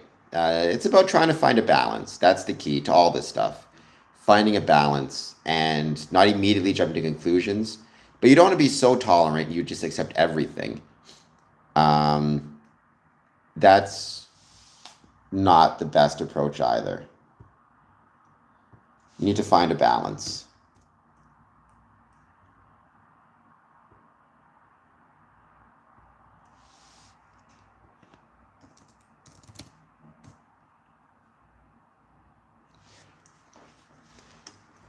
I mean, I find it's best to never jump to any conclusions when you see things, right? But you do want to be, you do want to understand and appreciate. I don't know. It's hard to say. It's hard to say the best way to deal with these things because a lot of people will use something like that just to troll and just to piss people off. And if you give them a chance and you give them the benefit of the doubt, that gives them kind of more chances to troll. So it's really tough. You got to find a balance. Um, we're maybe giving a certain benefit of the doubt, but not so much of a benefit of the doubt that um, you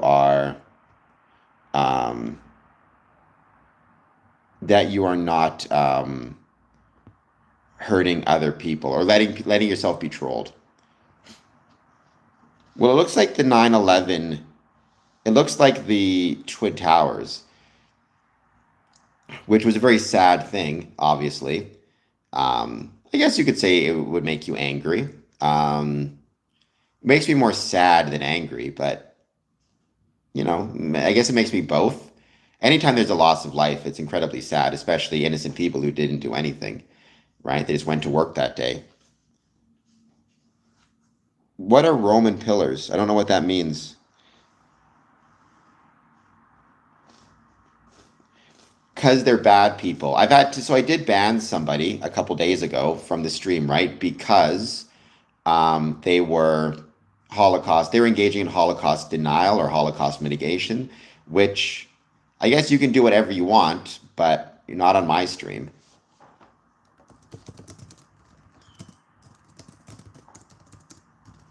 right? I don't think that's cool. So he was banned. I mean, I think it's just because they're anti-Semitic and they're bad people. Because they're anti-Semitic and they're bad people, they want to downplay how significant the Holocaust was. I have no idea what you're talking about. If 2.3 trillion people went missing before 9/11, I think we'd have found out. There's not 2.3 trillion people on Earth. Um, oh, you mean money? I mean, I don't think. I think what you're trying to imply is that 9/11 was an inside job, which it wasn't. Let's not have any conspiracy theories online. I'm too tired to deal with conspiracy theories now. 9/11 is exactly what it appeared to be, which is Al Qaeda attacking America.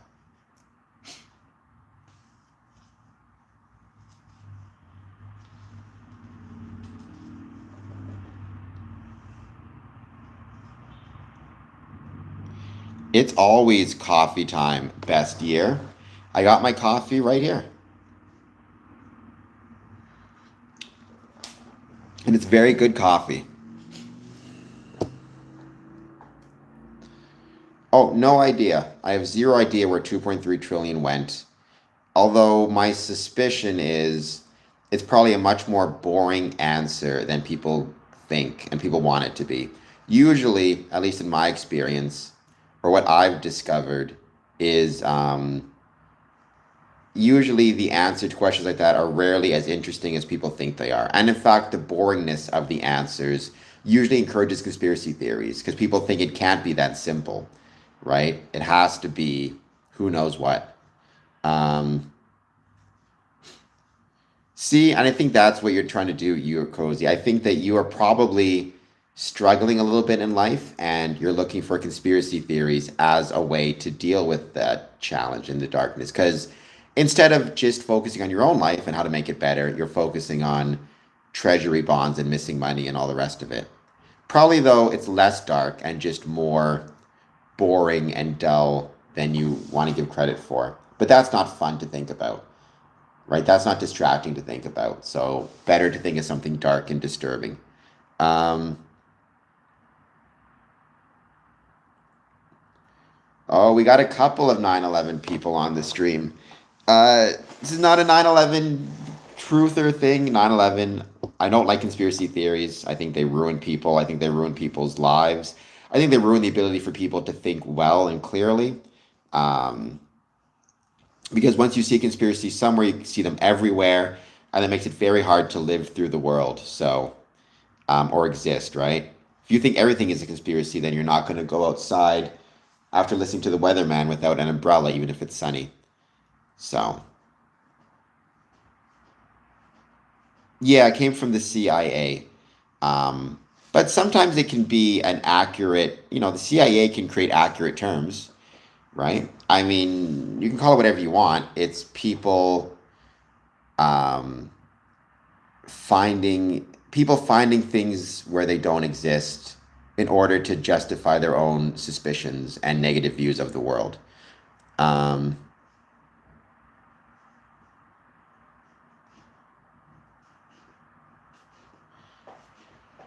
I think very often when you look further than what you're being told, you become a sheep just in the opposite direction, right? If you believe everything Alex Jones says, you're as much a sheep as if you believe everything Catherine Levitt, I think is her name, says. Um, well, I mean, you can never know for sure. At a certain point, you simply have to use common sense and your judgments and rely on those and respect and expect that at a certain point, you may find yourself, you may find yourself wrong. Like, I have no way to know for sure if there are invisible leprechauns in my apartment or not. There could be, right? For all I know. But I think, based on everything I've seen and common sense, there are not any leprechauns, invisible leprechauns in my apartment. That's the same thing I always say with Freemasonry. Is it possible that there's something about Freemasonry that I don't know? At all this time, my 20 years of being a Freemason, I missed something? It's possible. And maybe I'll find out later, or even after I pass away, what that truth is. All I can do is rely on my 20 years of being a Freemason to be able to say what I've seen and what I know about it.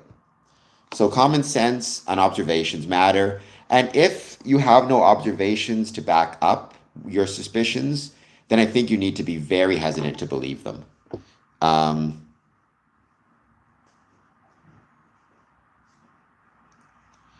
so I definitely don't believe that there are other dimensions or aliens. I think there's us, there's humans, and that's it. I mean, and animals, obviously. I think there's life on Earth and nowhere else. Maybe amoeba and maybe like tiny, tiny cells, but I don't believe that there is intelligent life anywhere else in the universe or in any other dimensions.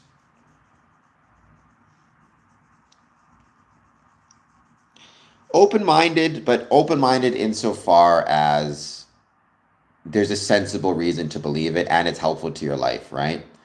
Um, you know, I've never seen anybody lead a better life after believing, for example, a conspiracy theory about 9/11 or whatever else it might be. So, you have to be really careful with conspiracy theories. You have to be really, really careful with them. I mean, in some ways I put humans on a pedestal, in some ways I don't. I put humans on a pedestal in the sense that I absolutely think that human beings are the exclusive intelligent life on the in the universe.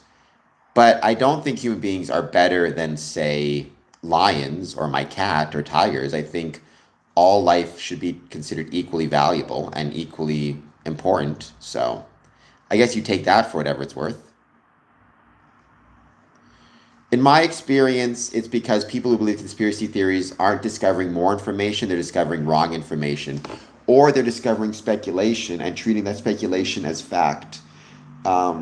And then you end up with things like they discover information about vaccines. Suddenly, they don't trust. Suddenly they don't trust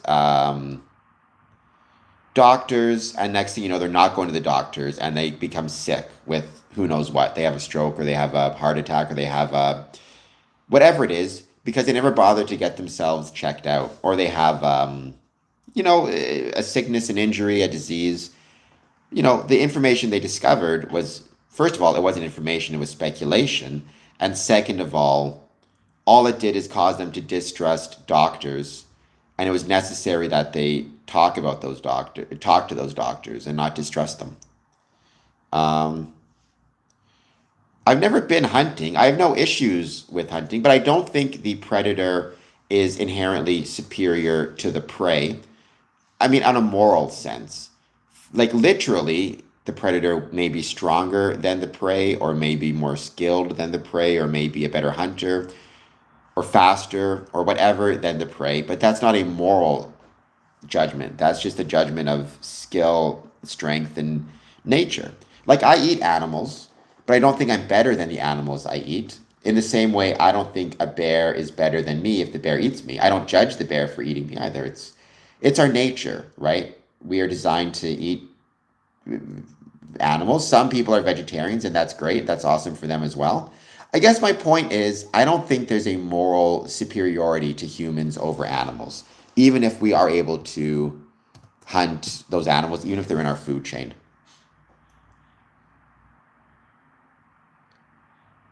What's going on, Jason Shank? Oof, take your nap. 4 hours of sleep. Take your nap for sure. But thank you for being here. I hope you're doing well. With a name like that, no. Epstein must not do that. I've talked before on this channel about how Freemasonry, or when Freemasons mention the Epstein files versus when it's not. A lot of people, conspiracy theorists, are tying Freemasonry to the Epstein files because they were not paying attention to the truth. It was just they were feeding into conspiracy theory nonsense. But there's no evidence that any Freemasons went to Epstein's Island. Epstein was not a Freemason, etc., etc. Please hit like, please hit subscribe.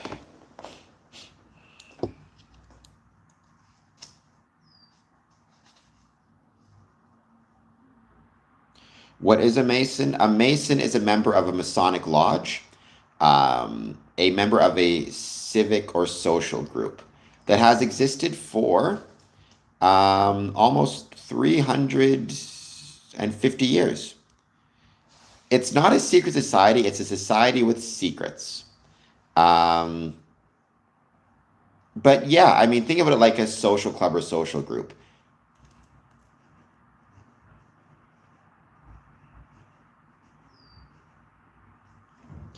I mean, I think any state, including Israel, I'm not a big fan of, I think Israel as a state has the right to exist. I'm happy that it's there.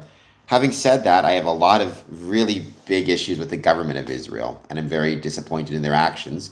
But that doesn't mean I judge the people of the country, right? I think you need to be really careful that when it comes to this, any country, that includes the United States, you don't you have to be somewhat careful to separate the people of the country from the government of the country.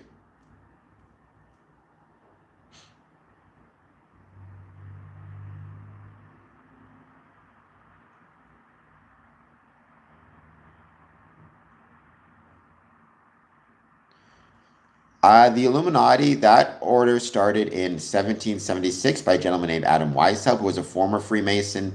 To my understanding, the Illuminati really does not exist anymore, at least in any meaningful way. People will call themselves Illuminati, and people will, send out emails scamming people claiming to be Illuminati, but that doesn't mean the Illuminati exists, right? At least in a meaningful, organized way.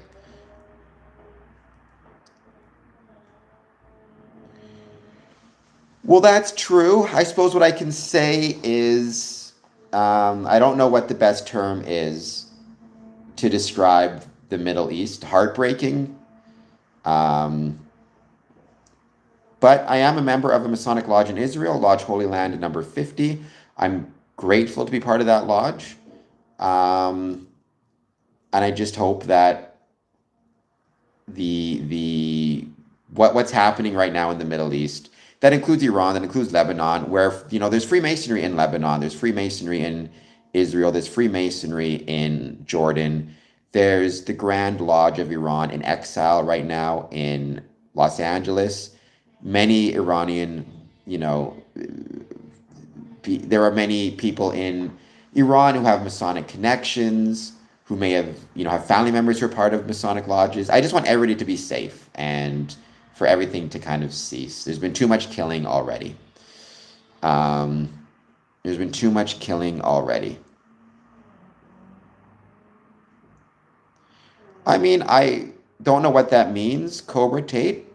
I would hope that Israel would exist in 2027, which is what, 1 year from now? Jesus, that's coming up soon. I mean, just like I would hope that there's a Palestinian state. I've always been a two-stater. Now, this is my own personal opinions. This is not the opinions of Freemasonry. Freemasonry is not a political institution. Right? You need to keep that in mind. Freemasonry, there are some Freemasons who may be strong supporters of Israel, some who may be very much opposed to Israel, some who may be Zionist, some who may be anti-Zionist. Those are political questions, and Freemasonry is not a political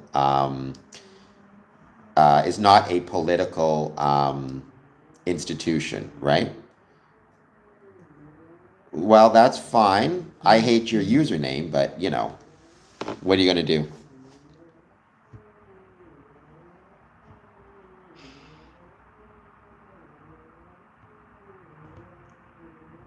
What I hope is you'll take a moment to please hit like, please hit subscribe. Thank you so much for being here. I hope you're having an excellent, excellent day.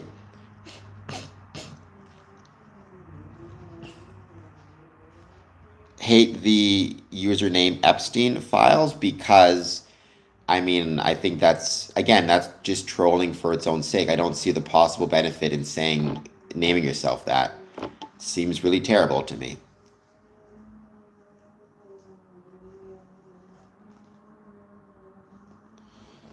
So I've seen no evidence that Freemasonry is a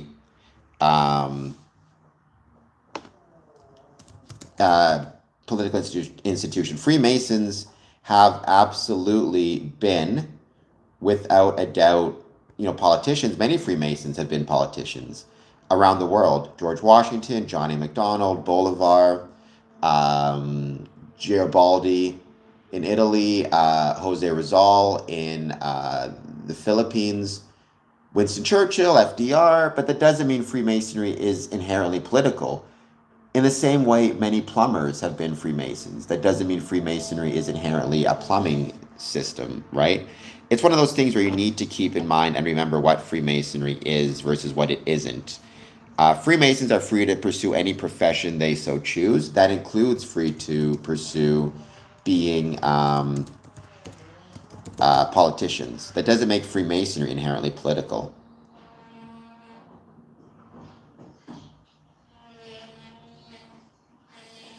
Very sorry for the sounds coming from above. It looks like they're doing some work on the building above me. Hello, Shab. Please like and subscribe. Jose Rizal. Yeah, he was a Freemason. He's a very famous Freemason out of the Philippines. So, yeah. Hungry Ghosts. What do you want to say about the rituals? I always give the same answer. To join Freemasonry, you should go in without expectations and without spoilers. There's nothing illegal, immoral, or against one's civic or religious responsibilities when it comes to Freemasonry and our Masonic rituals. Beyond that, join them and discover for yourself.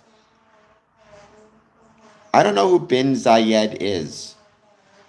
Work does have to be done, including above me, so yes, that is one of those things. But I'm not sure who Bin Zayed is. In 2026, I don't, but historically, sure. I mean, there was many Persian Freemasons.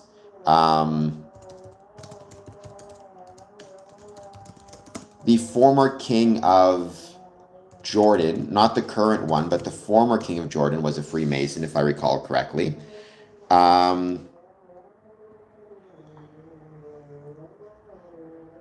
Actually, I did a talk a while ago about Freemasonry in Persia, now Iran.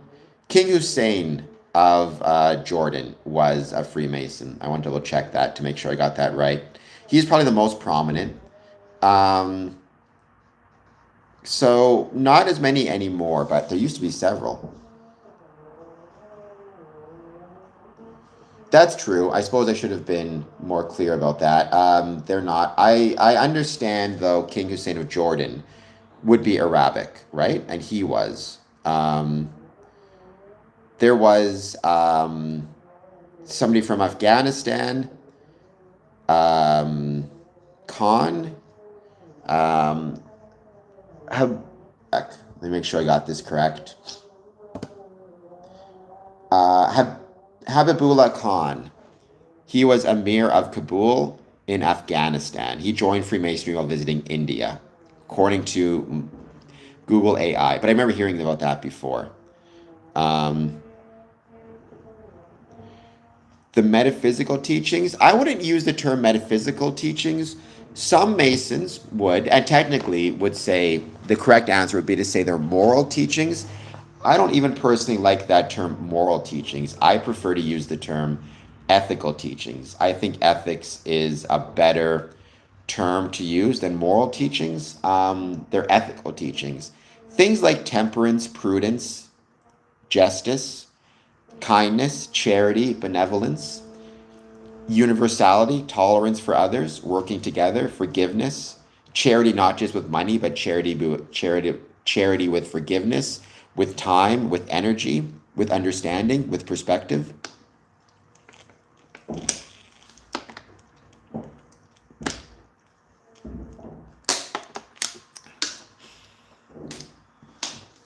That there is order out of chaos, sure. That there is order within chaos. That though the world may seem chaotic, it is in fact truly orderly, and there is truly order to this world. Was he a former Singaporean Prime Minister? Was he a Freemason? He could have been. I have no idea. I do believe there's Freemasonry in Singapore, though it's something I know very little about. So I can't say for sure.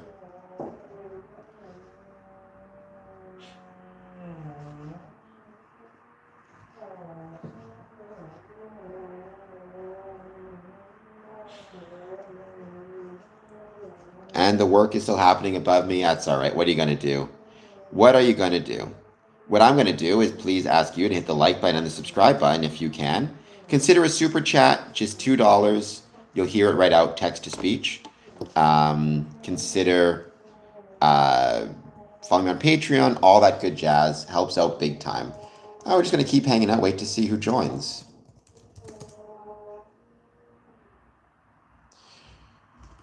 Well, I mean, because every Freemason needs to decide for himself if he wants to discuss being a Freemason, right? Like, I'm very open about being a Freemason. If I became a politician, I would continue to be very open about being a Freemason. It just depends, right? It just depends on the individual. But it's not anybody's place to say who is or isn't a Freemason, except for that person himself.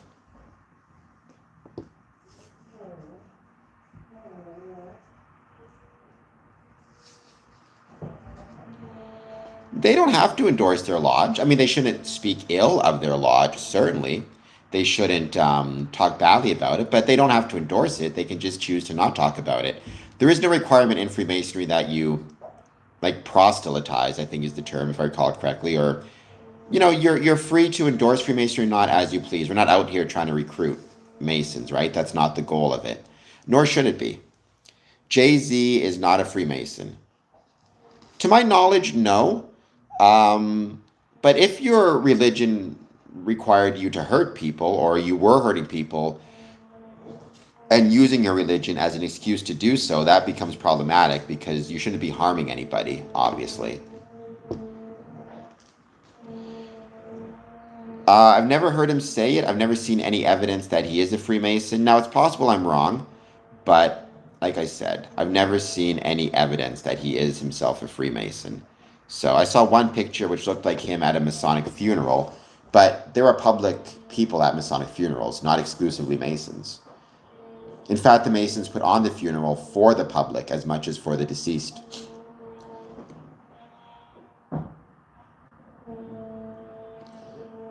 Was JFK a Freemason? JFK was not a Freemason. At least I don't think he was.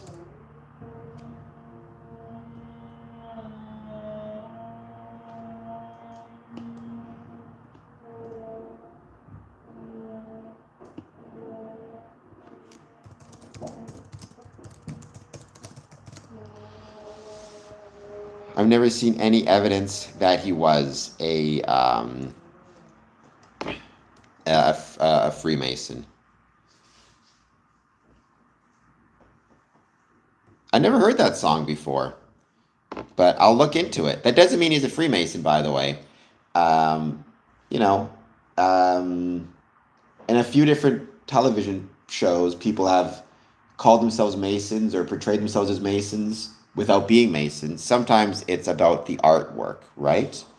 Or trying to do something for artistic purposes, taking artistic license. Doesn't mean they're actually a Mason.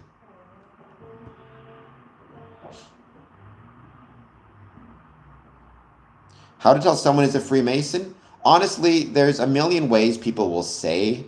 Really, what it comes down to is just ask them which lodge they're a member of, and then ask them for their dues card.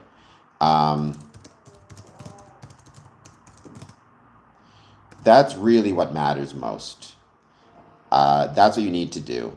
And then if they show you a dues card, ask them to which Grand Lodge you're affiliated with. There are what's called modes of recognition. The problem with using modes of recognition is a lot of them are available online. Some are accurate, some are not. But if you happen to meet somebody who's managed to find the accurate modes of recognition, they may trick you. Or never rely on somebody wearing a ring or a t-shirt or a pendant that indicates that they are a Freemason either, because you can buy those things at stores. You can buy those things at, you can buy those things at stores. You can buy those things at pawn shops. You can get it from a father, from a friend. It doesn't mean you're automatically a Freemason just because you're wearing a ring. So you need to keep that in mind as well. The best ways, and if they're being discreet about it and they don't want to say they're a Freemason, then you can't know for sure. But in cases of celebrities, my experience is I usually am pretty confident to be able to say whether they are or not, because if they're a celebrity, even if they're being discreet with it, usually it comes out somehow. Paparazzi see them entering a Masonic building, or somebody leaks it by accident, or a picture gets out there, whatever it might be, right? In my experience, at a certain point, you're just going to find out that they are, whether you want to or not. Um, Brad Paisley is a Freemason. He's talked about it online. Shaquille O'Neal is a Freemason. He's talked about it online as well. So those are the two I can think of. John Wayne was a Freemason. Um, Tom Cruise was not a Freemason. The Burning Mill Jay-Z is not a Freemason.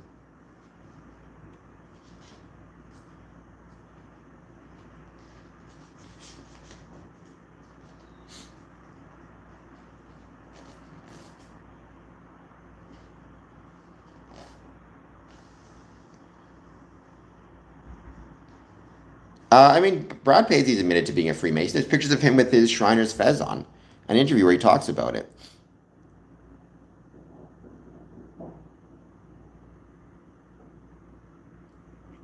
I do not know what song Poison Dagger is, but welcome. Thank you for being here. Ron, I'm pretty sure Tom Cruise is a human being.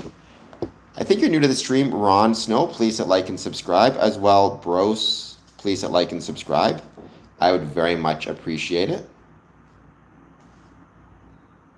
I hope you're doing well also. Thank you all for being here. We're just going to keep hanging out. We're just going to wait to see who joins.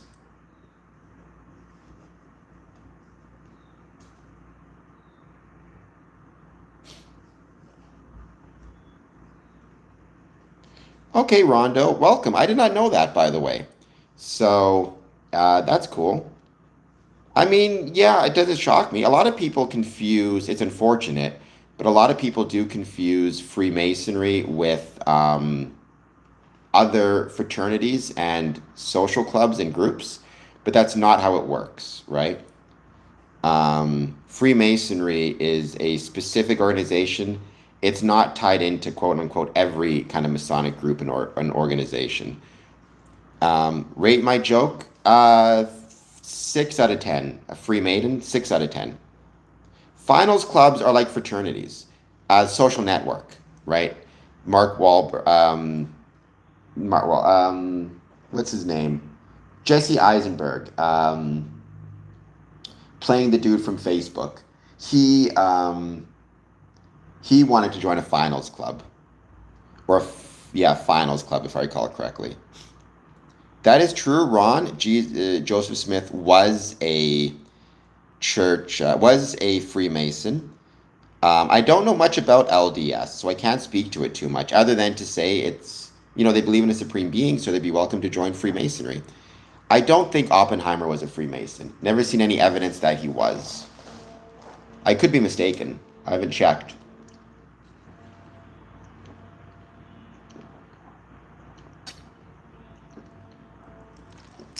Actually, I really like The Social Network. I also really like Steve Jobs. I like Aaron Sorkin. I think he's a really underrated and underappreciated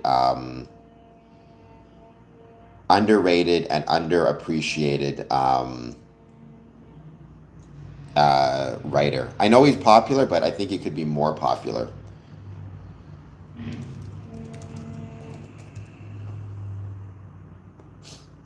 It's crazy to think Steve Jobs was 11 years ago. I like that movie a lot.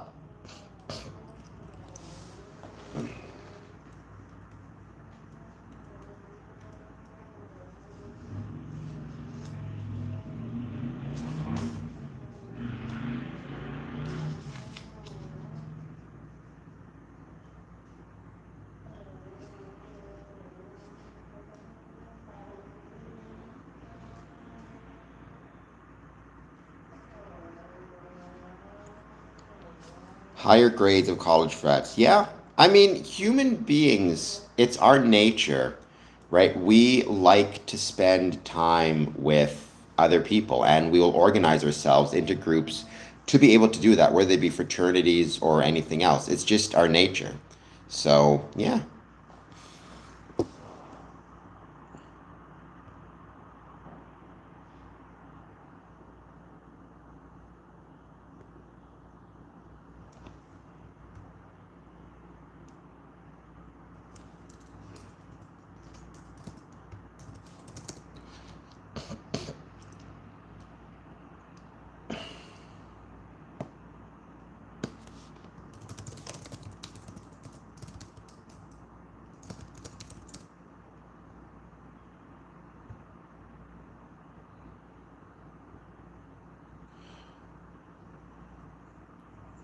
We're in a higher grade. So we're going to give it a bit more time, wait to see who joins. As always, please hit like and subscribe. No specific topics for this stream. I will be back this weekend um, talking about, I will be back this weekend talking about Freemasonry, and I'll have an interview with a very special brother, which I cannot wait for. So,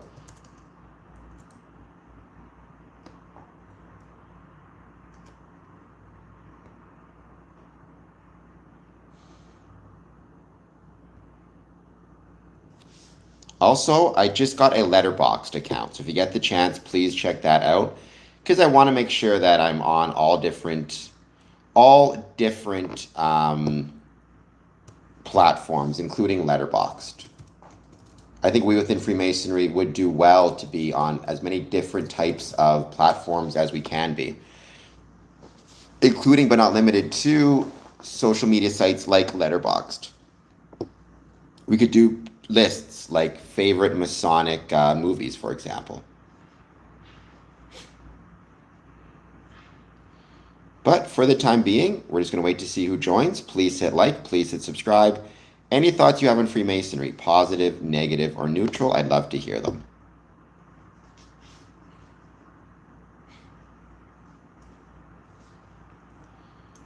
I'm not sure who Frederick Dalco is.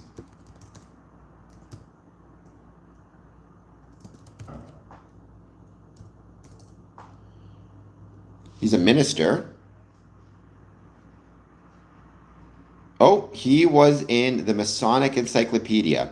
Born in the city of London in the year 1770 of Prussian parents, his father had been a distinguished officer under Frederick the Great.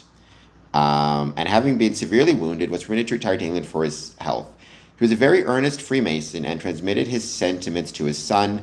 At his death, the son was sent for by the uncle, who had a few years before immigrated to Baltimore.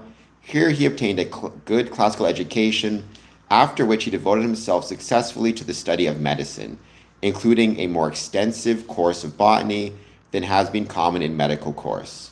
Having received his degree of Doctor of Medicine, he took a commission in the medical department of the American Army. With this division of the Army, he came to South Carolina and was stationed at Fort Johnson in Charleston Harbor. Here, some difficulty arose between Dr. Dalco and his brother officers, in consequence of which he resigned his place in the Army of 1799.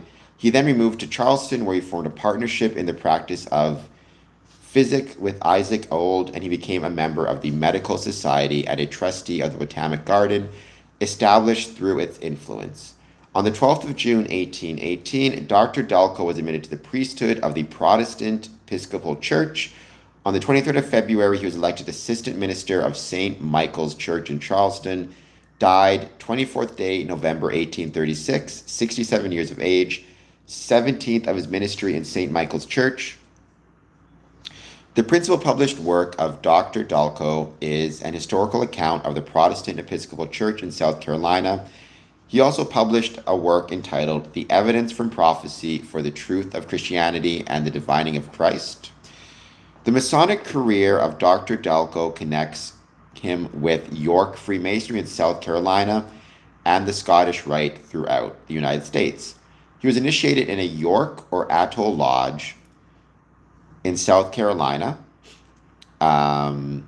His constant desire appears to have been to unite these discordant elements and to uproot the evil spirit of Masonic rivalry and contention which at the time prevailed, a wish which was happily gratified at length by the union of the two Grand Lodges in South Carolina in 1817, a consumption to which he greatly contributed.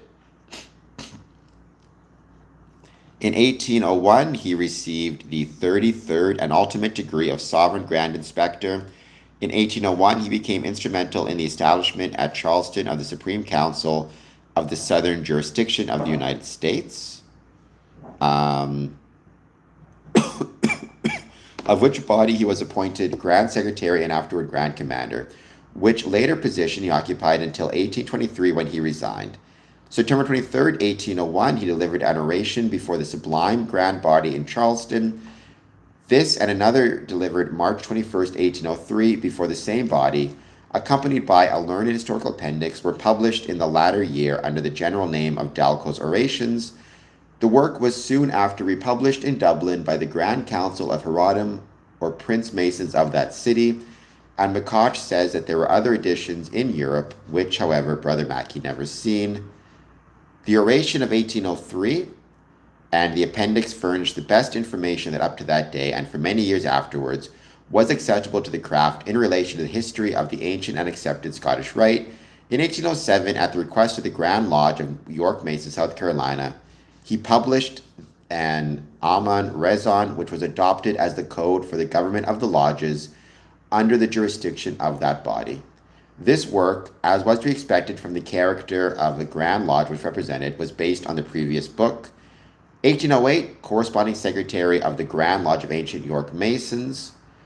In 1817, the Grand Lodge of Free and Accepted Masons of that Ancient York Masons of South Carolina became united under the Grand Lodge of Ancient Freemasons of South Carolina, and Dr. Dalco took a very active part in this reunion.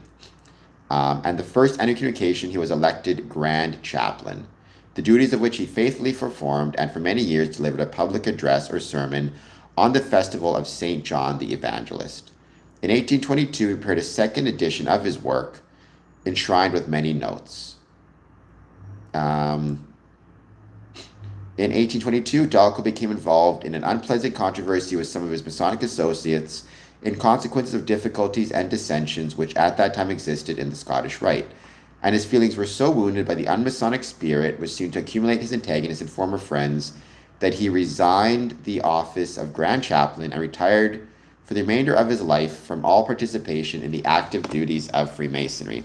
Some things never change. Unfortunately, some things never change. That includes sometimes our tendency as Freemasons to get into piques and quarrels. As much as we may try to pretend we're special or different, we're human beings, we deal with these same problems. I don't think Donald Trump is a time traveler, nor is Donald Trump a Freemason. He's neither of those things. Not that being a Freemason is a time traveler, I'm just saying he's neither.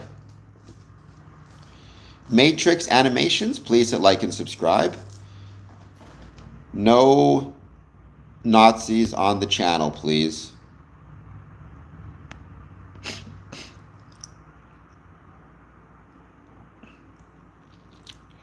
Cobra Tate, George Soros is not a Freemason, nor is Donald Trump.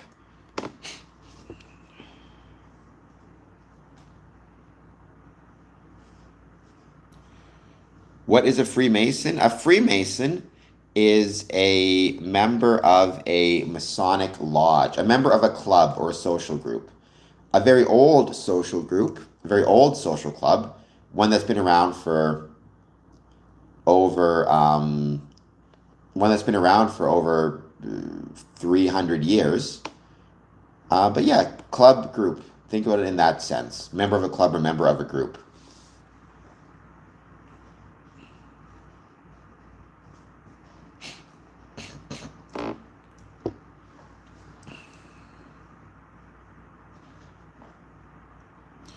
I don't think time travel is possible, so none of these people are time travelers. Unless you think about it in terms of, here I am today traveling through time with all of you. Every second that passes by is me traveling through time. And I'm grateful for that. Right? I'm grateful I get to keep going and keep being here.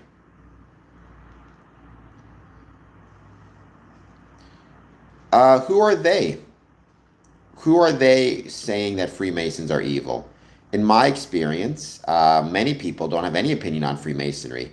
The people who say it's evil are usually conspiracy theorists who are struggling in their own lives, challenged in their own lives, and instead of dealing with those challenges, choose instead to focus on conspiracy theories around Freemasonry because it's a way to not think about why their own life is not good. And instead, deciding the best way to approach it is to create an enemy out of Freemasonry and focus on that. Because it's easier to create a pretend enemy to fight against than to look in the mirror and deal with the problems that you have caused in your own life. So to be a Freemason, you must believe in a supreme being. The nature of that supreme being is up to you. So I believe in a supreme being. It's the rational nature of the universe as expressed through science and as expressed through geometry.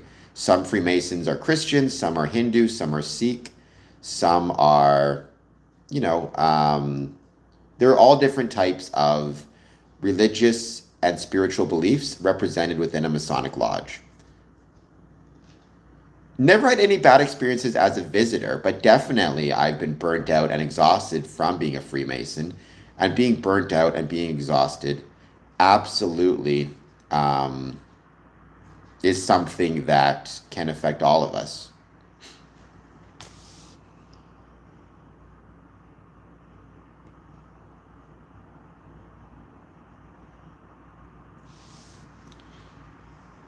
Right? As much as people like to think it's not the case, it is. We need to figure out how best to deal with these things, how best to deal with burnout. It's not easy. The goated U.S. president, my favorite U.S. president is LBJ. But, I mean, George Washington, Abraham Lincoln, FDR. I like Biden a lot. There's a lot of different potentially goated presidents. And who's the worst? I got my own opinions on that as well. Keep in mind, those are political questions. Freemasonry is not a political entity, but I have my own opinions. I think probably Donald Trump might be the worst.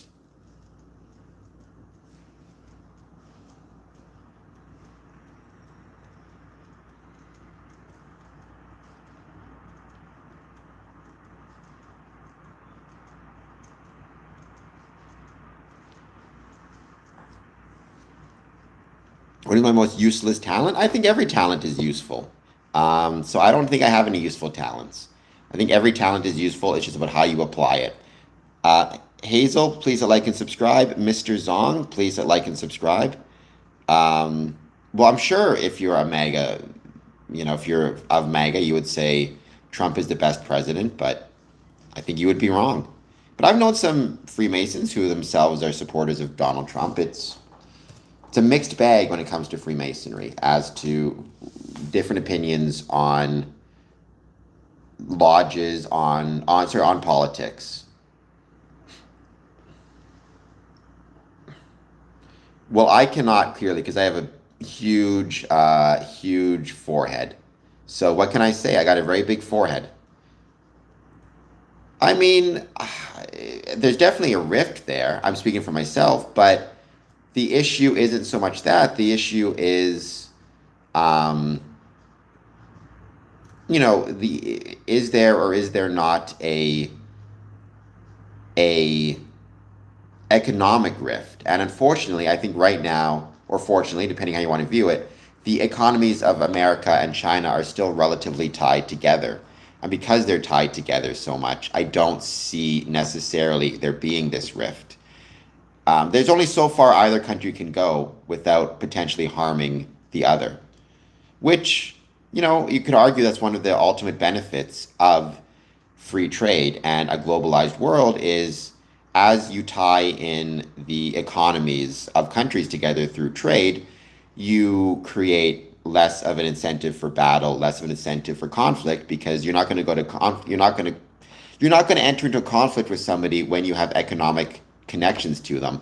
It's the same thing why within Freemasonry I'm always suggesting and always arguing that I got an itchy back that we should be economically tied into our communities, right? We should be using local stores, we should be using local businesses, we should be celebrating local economies, promoting them, buying from them, going out to them as Masonic lodges for Masonic events, because that way it matters more to that community if Freemasonry exists because there's an economic tie into it. We need to be relevant within Freemasonry to our communities economically, socially, and everything in between. As Cobra Tate says, that's what I mean, right? It's one of those things where, yeah, it's the truth of the economy, the truth of the economics. Um, Economic relevance is usually the most important thing. And that would be true for Freemasonry as well. Like, I don't really care. Um, you can love Freemasonry or you can hate Freemasonry. If Freemasons are showing up to your restaurant and buying your food, you're probably going to want Freemasonry to continue to exist in that community.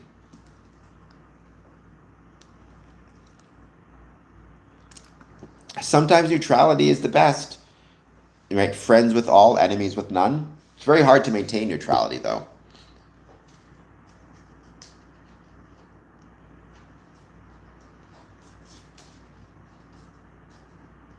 We're going to keep hanging out. We're going to wait to see who joins. Please take a moment, hit like, hit subscribe. I would be truly, truly grateful. And I hope you're doing well. Any thoughts you have on Freemasonry, positive, negative, or neutral? I'd love to hear it.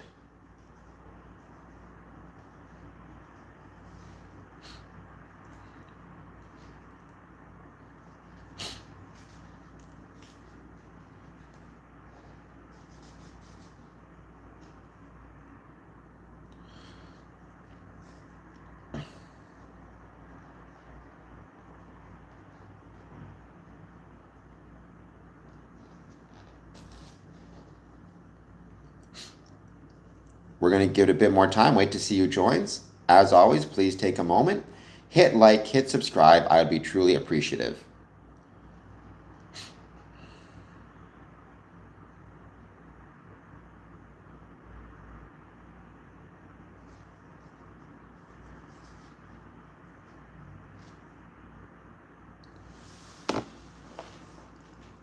We're going to give it another, let's say, probably 30 minutes or so.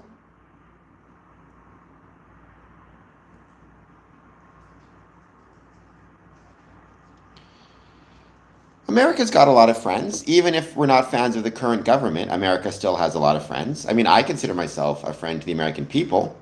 Maybe not the government, but I love Americans. Um, well, maybe some Americans. I don't know. The point is, Canada's the greatest country in the world, in part because we have the greatest neighbors in the world. So,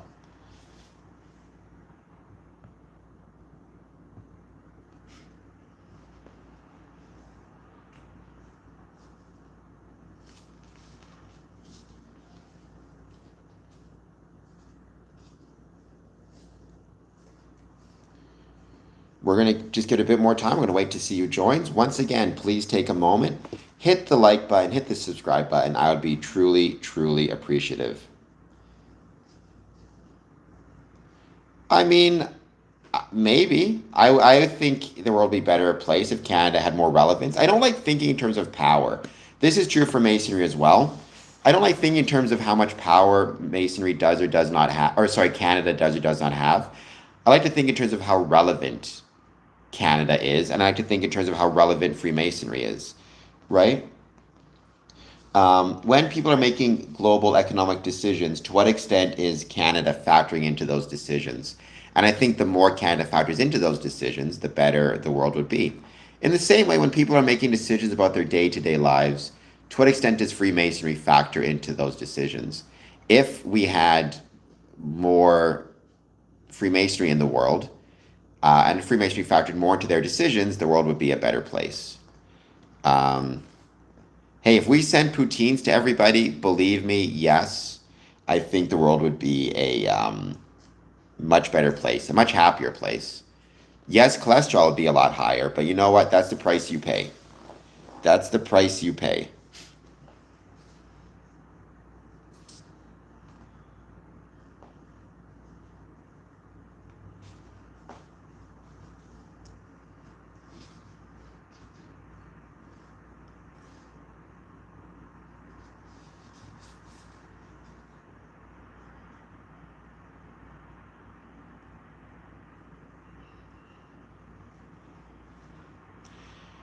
Democrat donkey, I have no idea what you're saying, but let's not have any trolling on the stream. Let's just give it some time and see who joins. Any thoughts you have on Freemasonry, positive, negative, or neutral? I'd love to hear it. And as always, don't forget, follow me on social media, etc., etc. Death Stark, you're on a new channel now. Okay.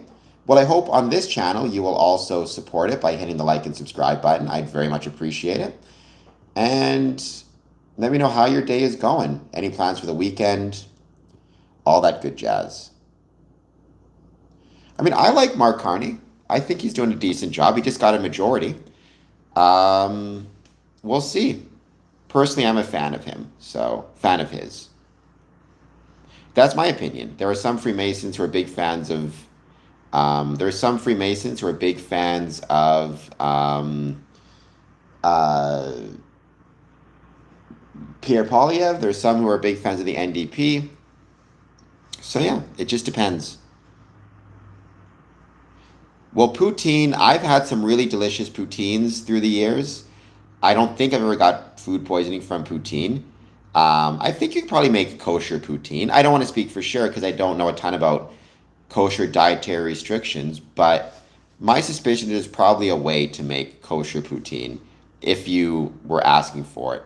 And as Masons, if we are ever holding a meeting and we're serving our brethren poutine, maybe make sure there's other options, A for vegetarians or vegans, and B for those who may need kosher options.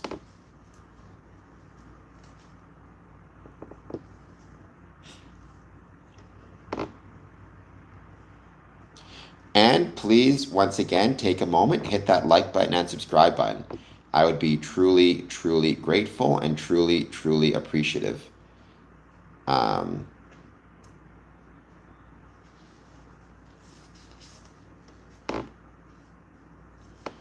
we are 2 subscribers away from 3,870. So we're almost there.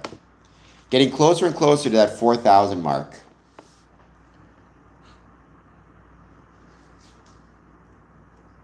But for the time being, we're just going to wait to see if any other questions pop in.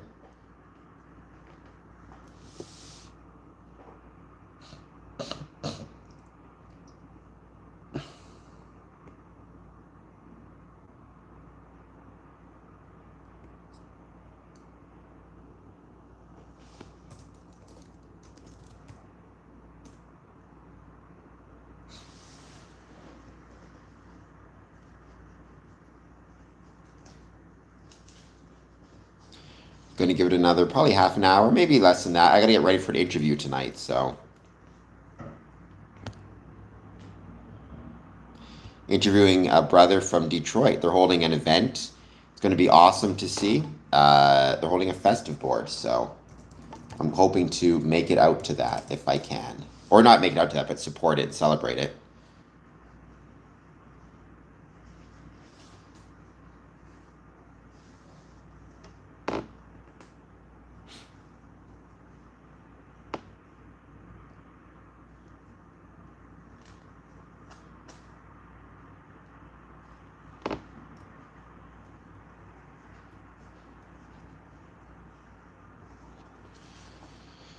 Let's give it a bit more time. Let's see who finds us.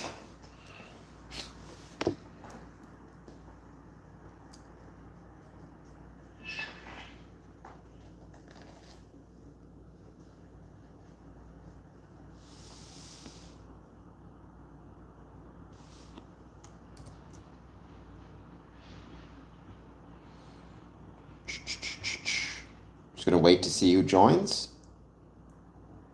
These Friday streams are pretty chill streams. We just hang out, talk about whatever. No particular talking points or topics.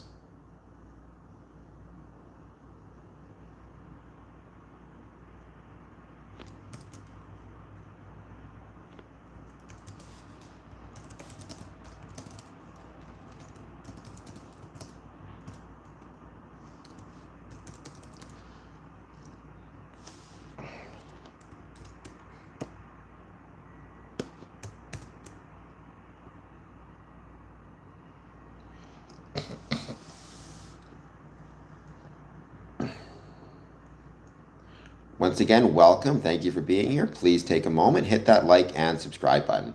Would truly, truly appreciate it.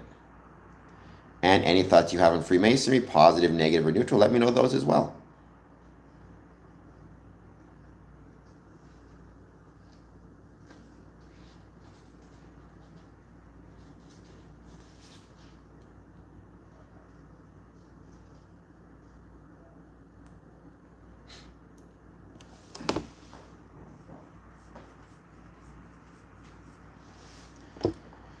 We'll give it another half hour. Just waiting to see if he jumps on to say hello.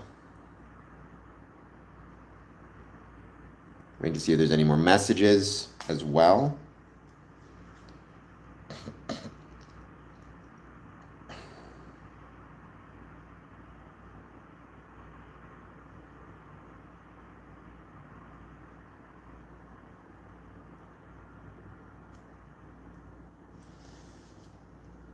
And let me know what you guys have planned for the weekend as well. If anything Masonic, I'd love to hear about it.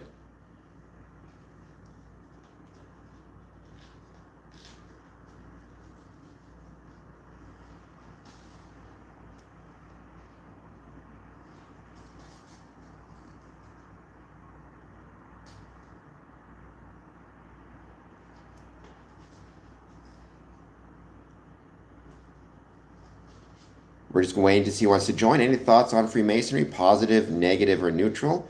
I'd love to hear it.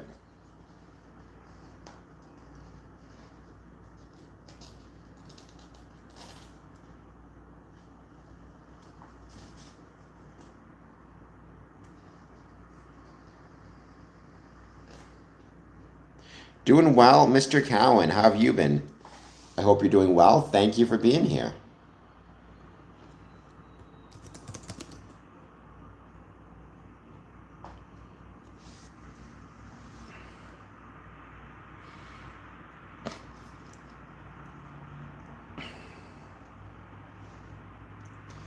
I hope your day is going well. I hope you're looking forward to what will be, I'm sure, a great weekend. At least I hope you have a great weekend. Good.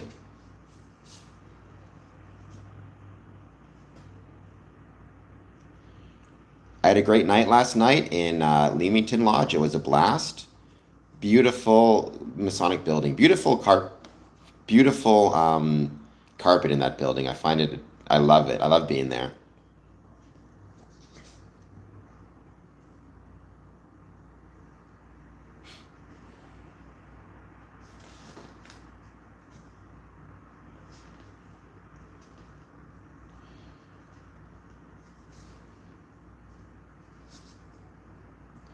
It's been going well. I mean, I haven't done a whole lot today. I've been doing this stream, which has been awesome.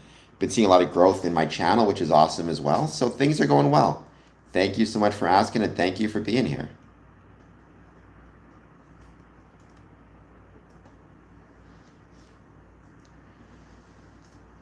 Getting ready for what's going to be a really fun weekend, I'm sure, as well. Looking forward to it.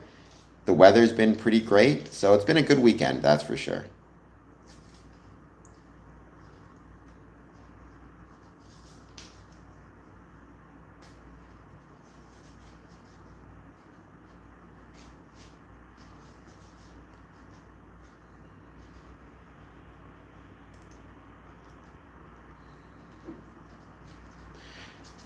I'm just gonna be doing some work, sending out some emails, getting some stuff ready.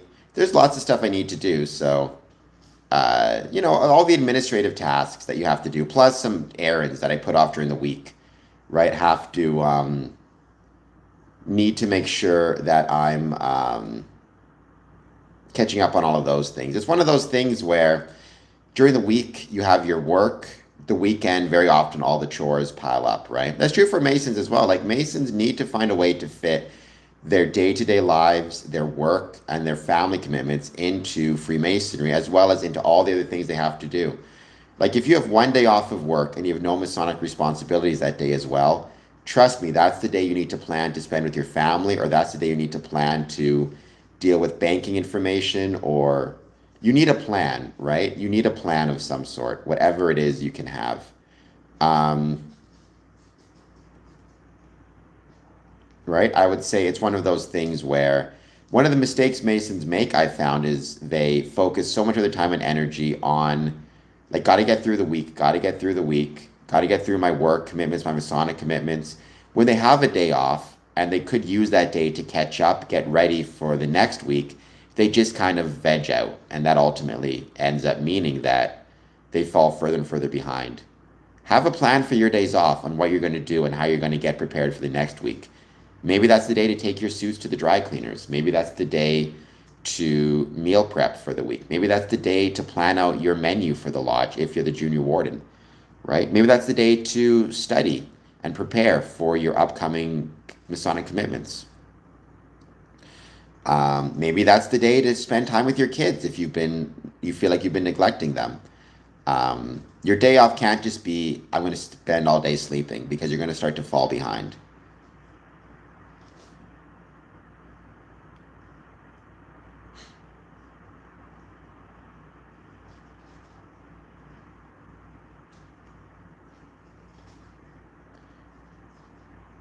We're going to keep hanging out. We're going to wait to see who joins. Once again, please take a moment, hit the like button, hit the subscribe button. I would be truly, truly grateful. And thank you all for being here. If you want to help, we're getting close to 4,000 subscribers, so every subscriber helps.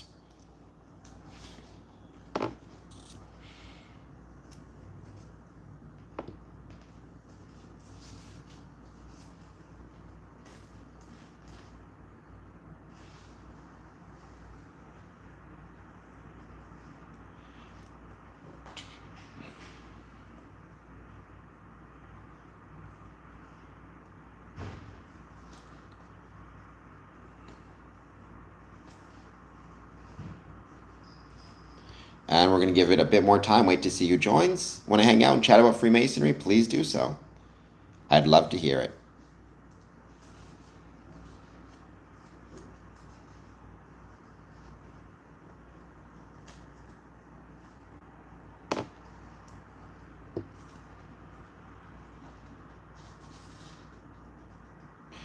Thank you, Mr. Cowan. I appreciate it. Thank you for being here.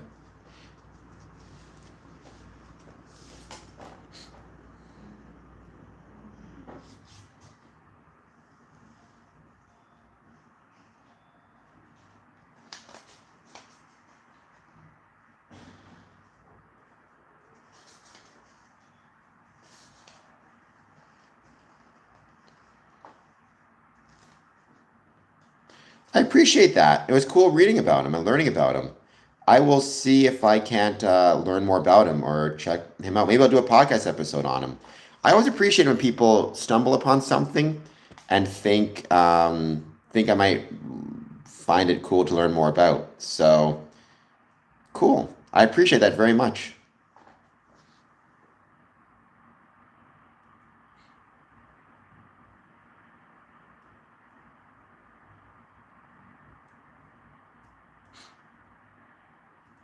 And that's true. I mean, you don't even have to wait for a live. You can send me an email, a message through socials. There's so many different things you can do to contact me to let me know if you find something you think I might like. I would very much appreciate it.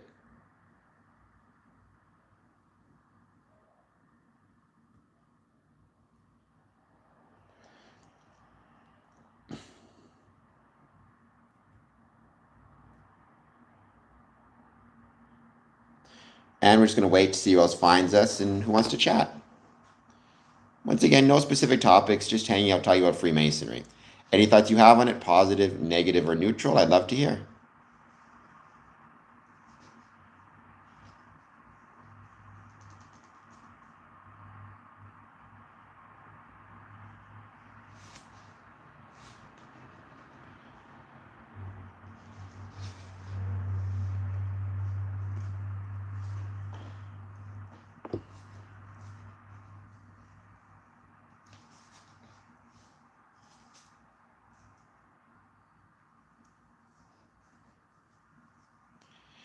Another one, I don't know. Another person you discovered, let's see, Colonel John Mitchell. Actually, I may have talked about him before because I think I did a poll question during Veterans Day asking your favorite Masonic soldiers or veterans. Oh, no, never mind. Colonel John Mitchell, Junior Grand Warden of the Grand Lodge of South Carolina in 1799 and 1800. We got a lot of South Carolinians popping up on the stream today. Um, In the year 1801, Charleston, South Carolina was known as the antebellum city because of the rapid expansion of rice and cotton, growing along with the fabulous prices that these commodities brought to planters. During the war, he held the title of Deputy Quartermaster General. The duties of his job were to supply any officer with whatever they needed at the time and to make sure that they were received what they had requested. In the later half of 1778, correspondence began between George Washington and John Mitchell, George Washington being a Freemason as well. On June 25th, 1781, Mackey, Bernard M. Spitzer, in Convention of Inspectors held at the city of Philadelphia, conferred the degrees and the rank of an inspector upon Colonel John Mitchell. He later became master of the Lodge of Perfection, established at Charleston in 1783, most equitable master of the Grand Council Prince of Jerusalem. In the year 1802, he held the following titles of Perfect Sovereign of the Rose Quad Chapter, President of the Council of Princes of Jerusalem, and Grand Commander of the Grand Consistory.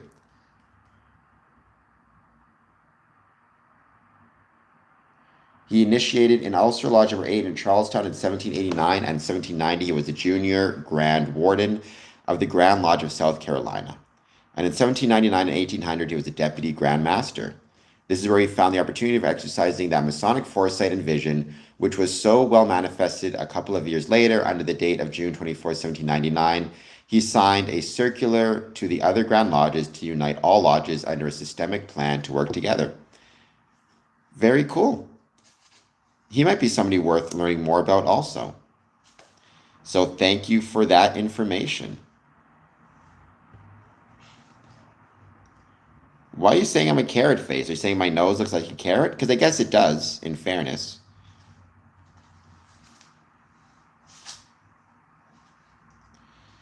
That link is about Freemasonry. Sorry, Patrick, you can't really leave links in videos, in live streams.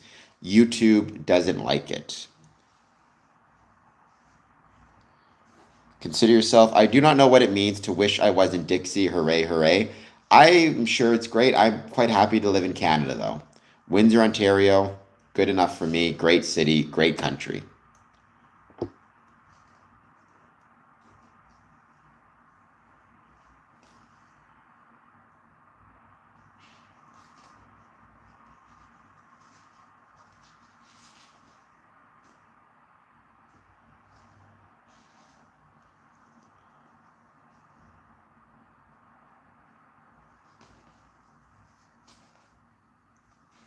We're going to give it a bit more time. Wait to see who joins.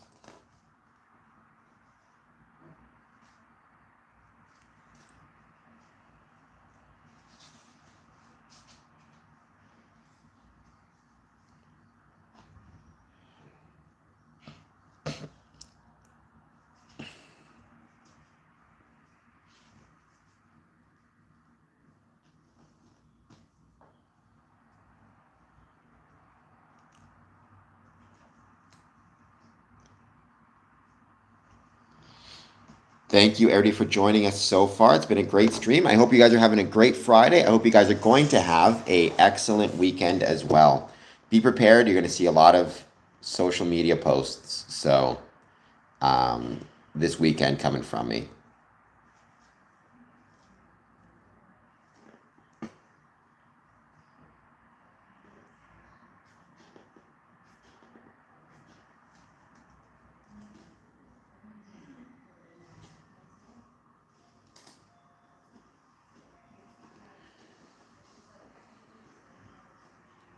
And as always, I hope everybody's doing well.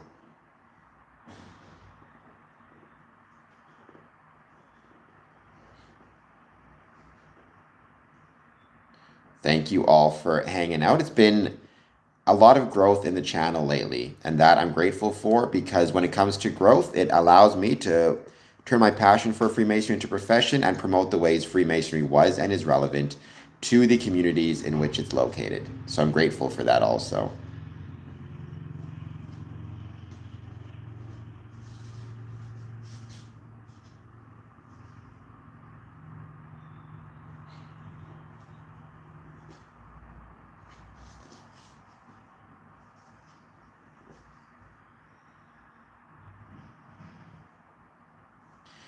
I'm going to give it a bit more time. Wait to see who joins.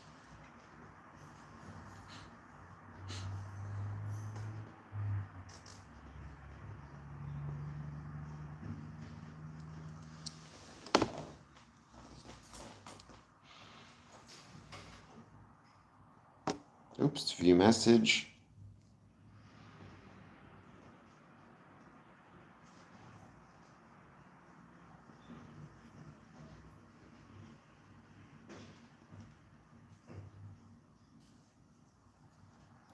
Welcome if you're just joining me. Thank you so much for being here. My name is Cameron Adamson. This is Square Incomes Promotions. We talk about the ways Freemasonry was and is relevant to the communities in which we're located. And my goal with this channel is to turn my passion for Freemasonry into a profession. So if you can make it here and want to chat about Freemasonry, I'd love to hear it.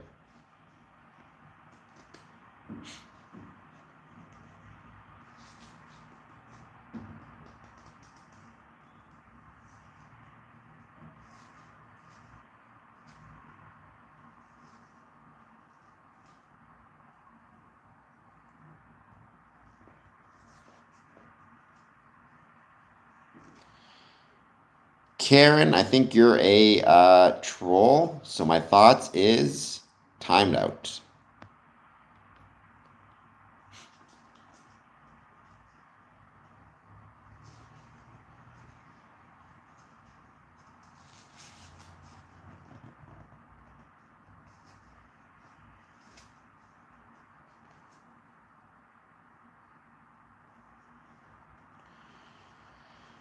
Give it another 10 minutes, see who joins. Any thoughts about Freemasonry? Positive, negative, neutral? Any questions? I'll do my best to answer.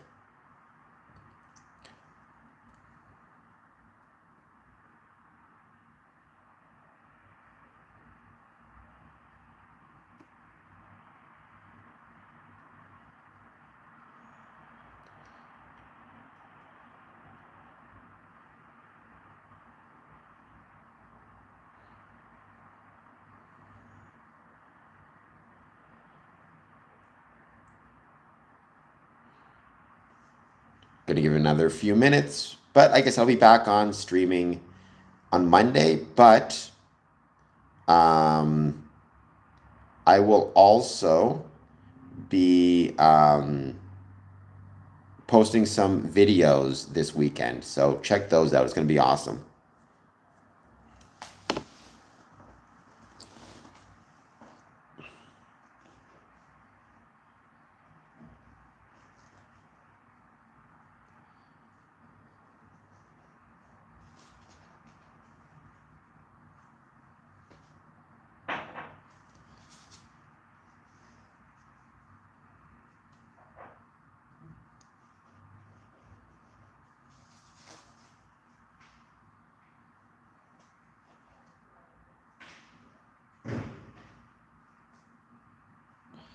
Another few minutes. Let's wait to see who finds us. Please hit like and subscribe.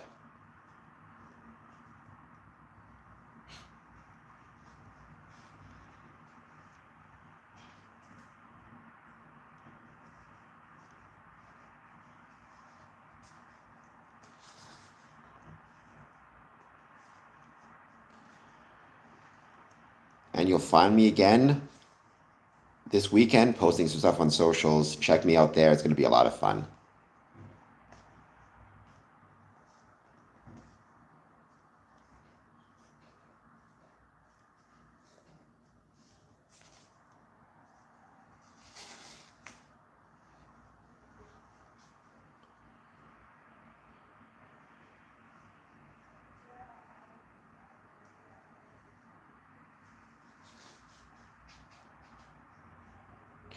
Welcome. Please jump in the chat, say hello, hit that like and subscribe button. Here chatting about Freemasonry, just answering questions. This is kind of an Ask Me Anything stream.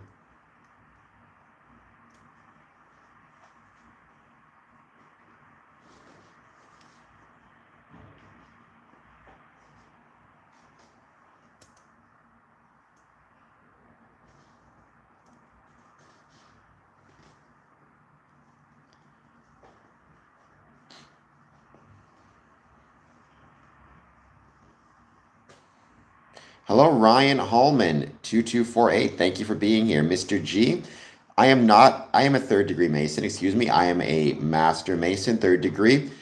I'm so used to people asking me if I'm 33rd degree because people are obsessed with that. When I saw that, I first read 33rd, but I am a third degree. I'm actually Worshipful Master of my lodge. Actually, Freemasonry in Turkey has a really cool history. The first prime minister of Turkey, if I recall correctly, was a Freemason. I believe there are still lodges in Turkey. I don't know any of them personally. I've never had the chance to visit Turkey, but I would love to. Ryan Hellman, I do not speak Spanish. Mr. G, Ryan, survived the disaster. Please hit like and subscribe. There is, if I recall correctly, a Grand Lodge of Turkey. Let me just double check.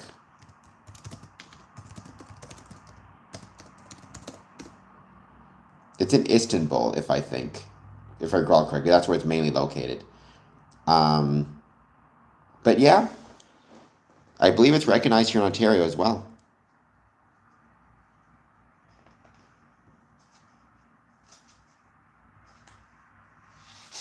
But Ryan, I have been lucky enough to hear Masonic meetings take place in Spanish, and that's something I'm really grateful for. I think that's really, really cool. One of my most fond Masonic memories ever was visiting a lodge and hearing the ritual spoken in Spanish.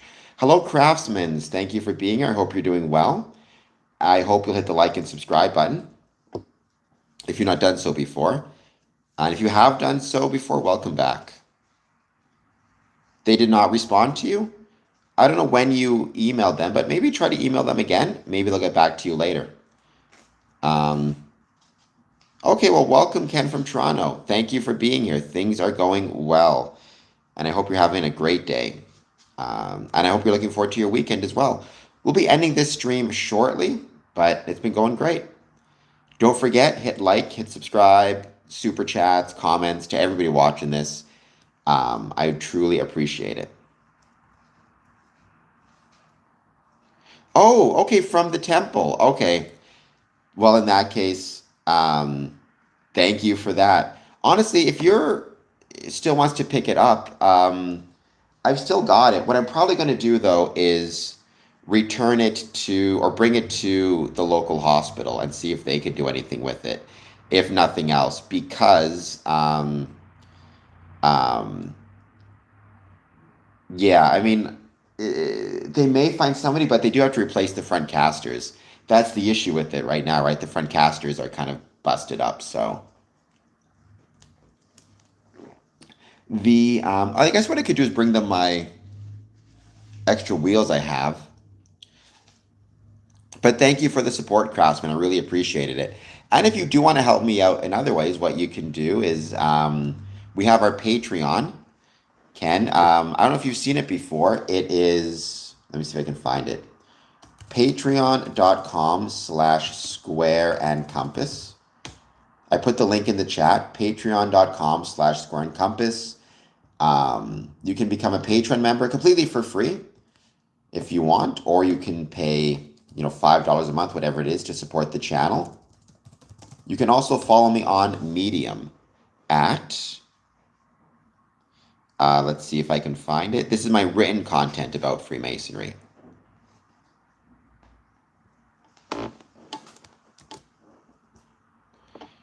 Dun, dun, dun. Let's see if I can track it down. Medium.com slash, actually, usually you don't get links in the stream. Oops. Sorry, let me try that one more time. I keep trying to do this and failing. Medium.com/@Adamson-Cameron or patreon.com/Square and Compass. Follow me on both of those sites would be incredibly helpful. You can do it for free. You can pay. Either one is perfectly fine. It is going well, Jeremy. How's it going with you? Thank you for being here as always. I hope you're doing well. I hope you're having an excellent day. Please hit like, please hit subscribe. Any thoughts you have on Freemasonry, positive, negative, or neutral, I'd love to hear them.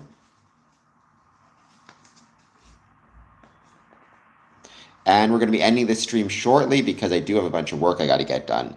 But if you get the chance, I hope you'll check it out.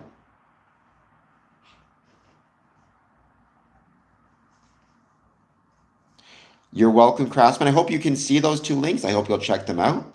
Again, you can follow both completely for free, but follow me on socials helps out big time with the channel as well.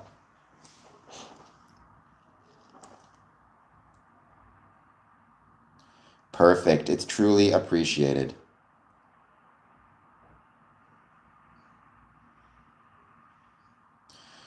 Why would you recommend someone to look for Masonry? I mean, it's hard for me to make a blanket recommendation because everybody's so different, right? What I would say is I'm not here to recommend anybody look into joining Freemasonry or not. What I'm here to say is Freemasonry is probably far more important to your life and to people's lives than you realize. If you live in Detroit, Freemasonry has had a major economic impact and a major economic benefit on your life through the Masonic Temple. And probably you have at least a few stories of the Detroit Masonic Temple and how important it was for you at some point. Maybe you attended a wedding there. Maybe you got married there. Maybe you attended a concert there, a celebration there. Even if you didn't, every time a band, a group, a production comes to that temple, that's millions of dollars, or at least hundreds of thousands of dollars in revenue for the entire city. Freemason sponsors hospitals. Freemasonry sponsors special events. Freemasonry attends restaurants, keeps them afloat. You might have food on your table and money in your bank account because Freemasonry exists. So I'd say look into the fact that Freemasonry is probably far more relevant to your community than you appreciate and than you realize. Well, survive. I mean, at the end of the day, it has to be what speaks to you most. There's no reason you can't do both. But if you do have to pick one due to time, due to whatever it is, it's what speaks to your heart. I can't really tell you. Both are great organizations, both have a lot of value, and you need to decide what you think speaks to you more strongly. Um, can break the Illuminati curse. Um, there is no, I mean, I don't believe in curses at all. So whether it be of the Illuminati or otherwise, I mean, Illuminati don't really exist anymore, at least not in any meaningful way. And that might be the thing that you want to focus on, which would be awesome. That can be your goal. And it should be. You know, you focus on what you think looks cool and interesting more so than anything else, would be my suggestion.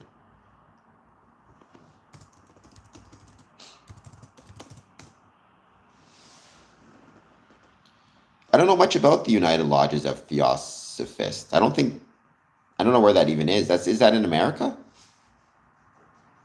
Bad luck is real, but bad luck is not a curse. It's just bad luck.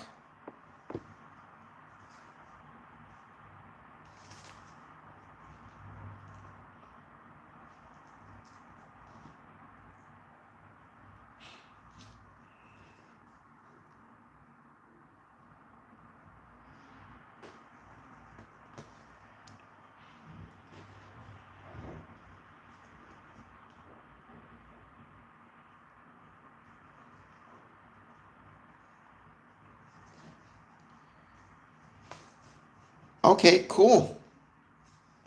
I mean, sometimes people join something and find it's not for them. That's okay. It's better than being a. What I don't like is when you're a member of something but never participate and support it. I am Canadian, James, born and raised in Canada. Are you a subscriber to this channel? That's just as important a question. So please subscribe, hit the like and subscribe button. I would truly appreciate it. Um, we made it to 3,870, so we're 130 away from getting to 4,000. And I know many Russian Freemasons, so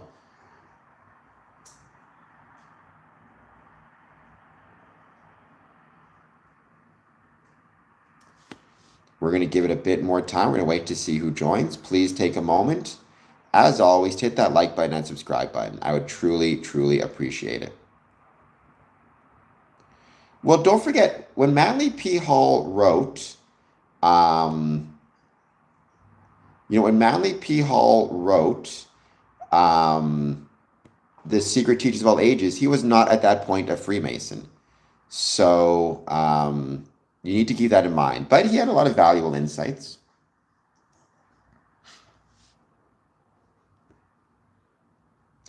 James, I mean, I'm not a fan of, fan of the president, but you don't have to apologize.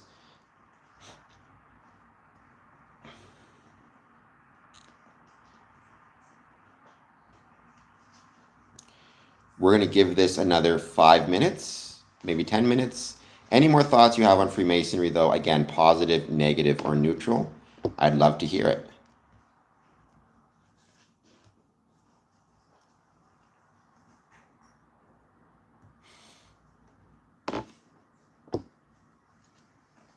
Well, then I guess I have TDS as well, because I'm no fan of Donald Trump. I think he's pretty terrible. That's my own personal opinion, but there you go.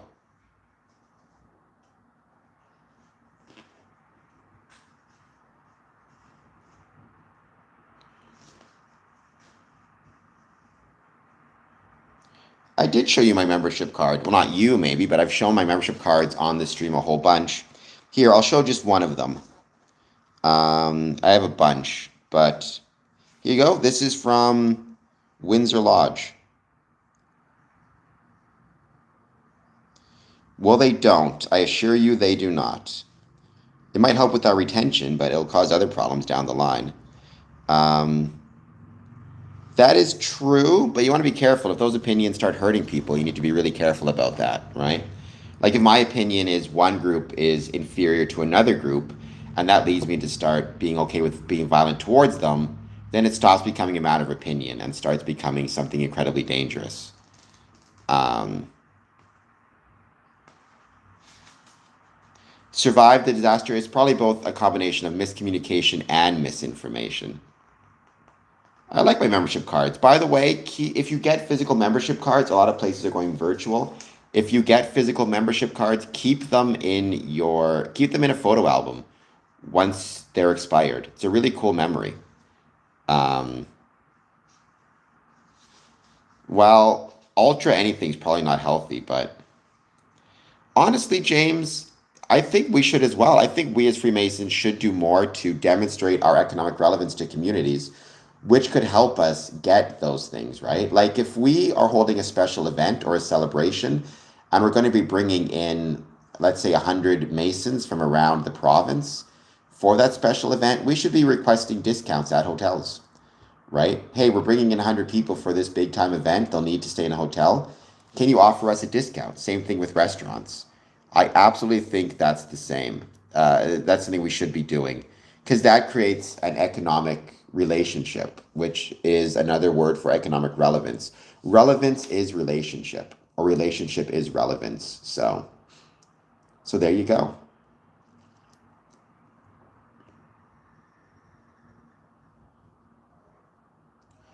Sure, return business or just return relationship, return investment might be the better way to put it.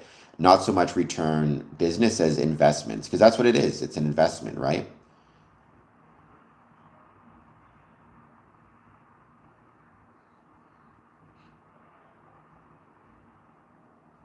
And those investments are in the community are very important because they will be returned to the Masonic lodges.